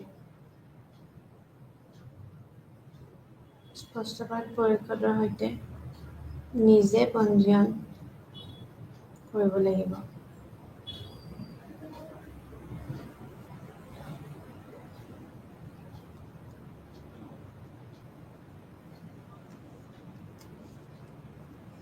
পুনৰুদ্ধাৰৰ পৰিষদ 1992 চনৰ পুনৰুদ্ধাৰ পৰিষদ ভাৰতৰ আইনৰ অধীনত গঠন কৰা হৈছে। ইয়াৰ কাম হৈছে অক্ষম ব্যক্তিসমূহক সেৱাসমূহ নিয়মৰ অৱলম্বন তদাৰকী কৰা, বেমাৰ আৰু অক্ষম ব্যক্তিসকলক দিয়া শিক্ষা তথা সৰ্বজ মানৰ নিশ্চয়তা দিয়ে। ই বিভিন্ন সক্ষমতা সম্পন্ন ব্যক্তিসকলক সেৱা প্ৰদান কৰা, বৃত্তিগত প্ৰস্তুতিৰ গুণগত মান সন্দৰ্ভত তদাৰকী আৰু নিশ্চয়তা কৰে।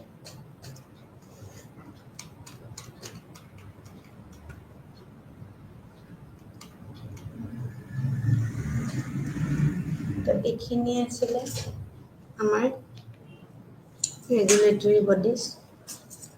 আৰু ইয়াক যদি ৰাষ্ট্ৰীয় শিক্ষাৰ লগত নীতিৰ লগত আমাৰ কিবা আমি ৰিলেট কৰিব পাৰোঁ তেনেহ'লে শিক্ষাৰ ক্ষেত্ৰতো আমি পাৰোঁ। ঠিক আছে, তো এইখিনিয়ে।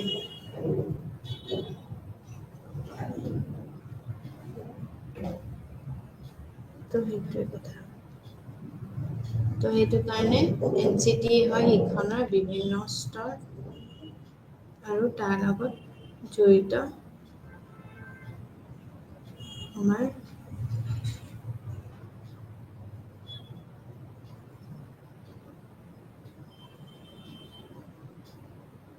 প্ৰতিষ্ঠানক চিনাকি দিয়া,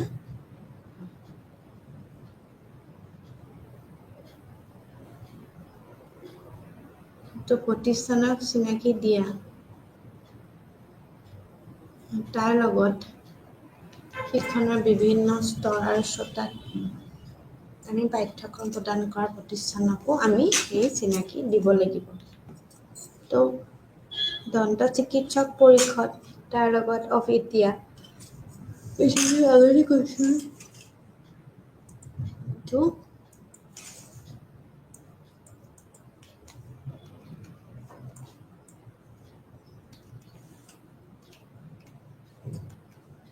Indian nursing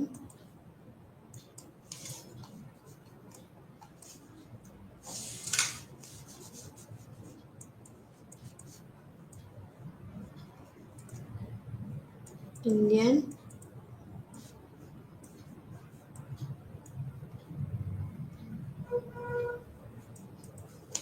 nursing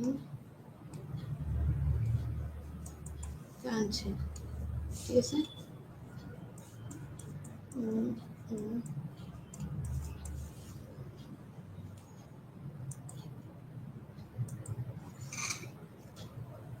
bar council of India তো এটা বিধায়নী চনত আমি আইনজীৱী ৰাজৰাষ্ট্ৰৰ সন্মিলনত প্ৰতিষ্ঠা কৰা হয়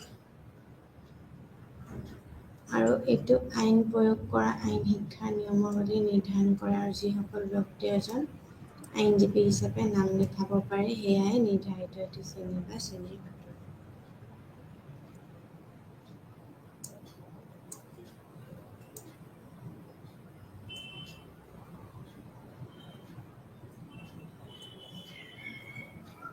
তো সেইটোৱে উপকৰণ কেন্দ্ৰীয় আইন আঁচনিৰ অধীনত প্ৰতিষ্ঠা কৰা হৈছিলে এই কাউন্সিল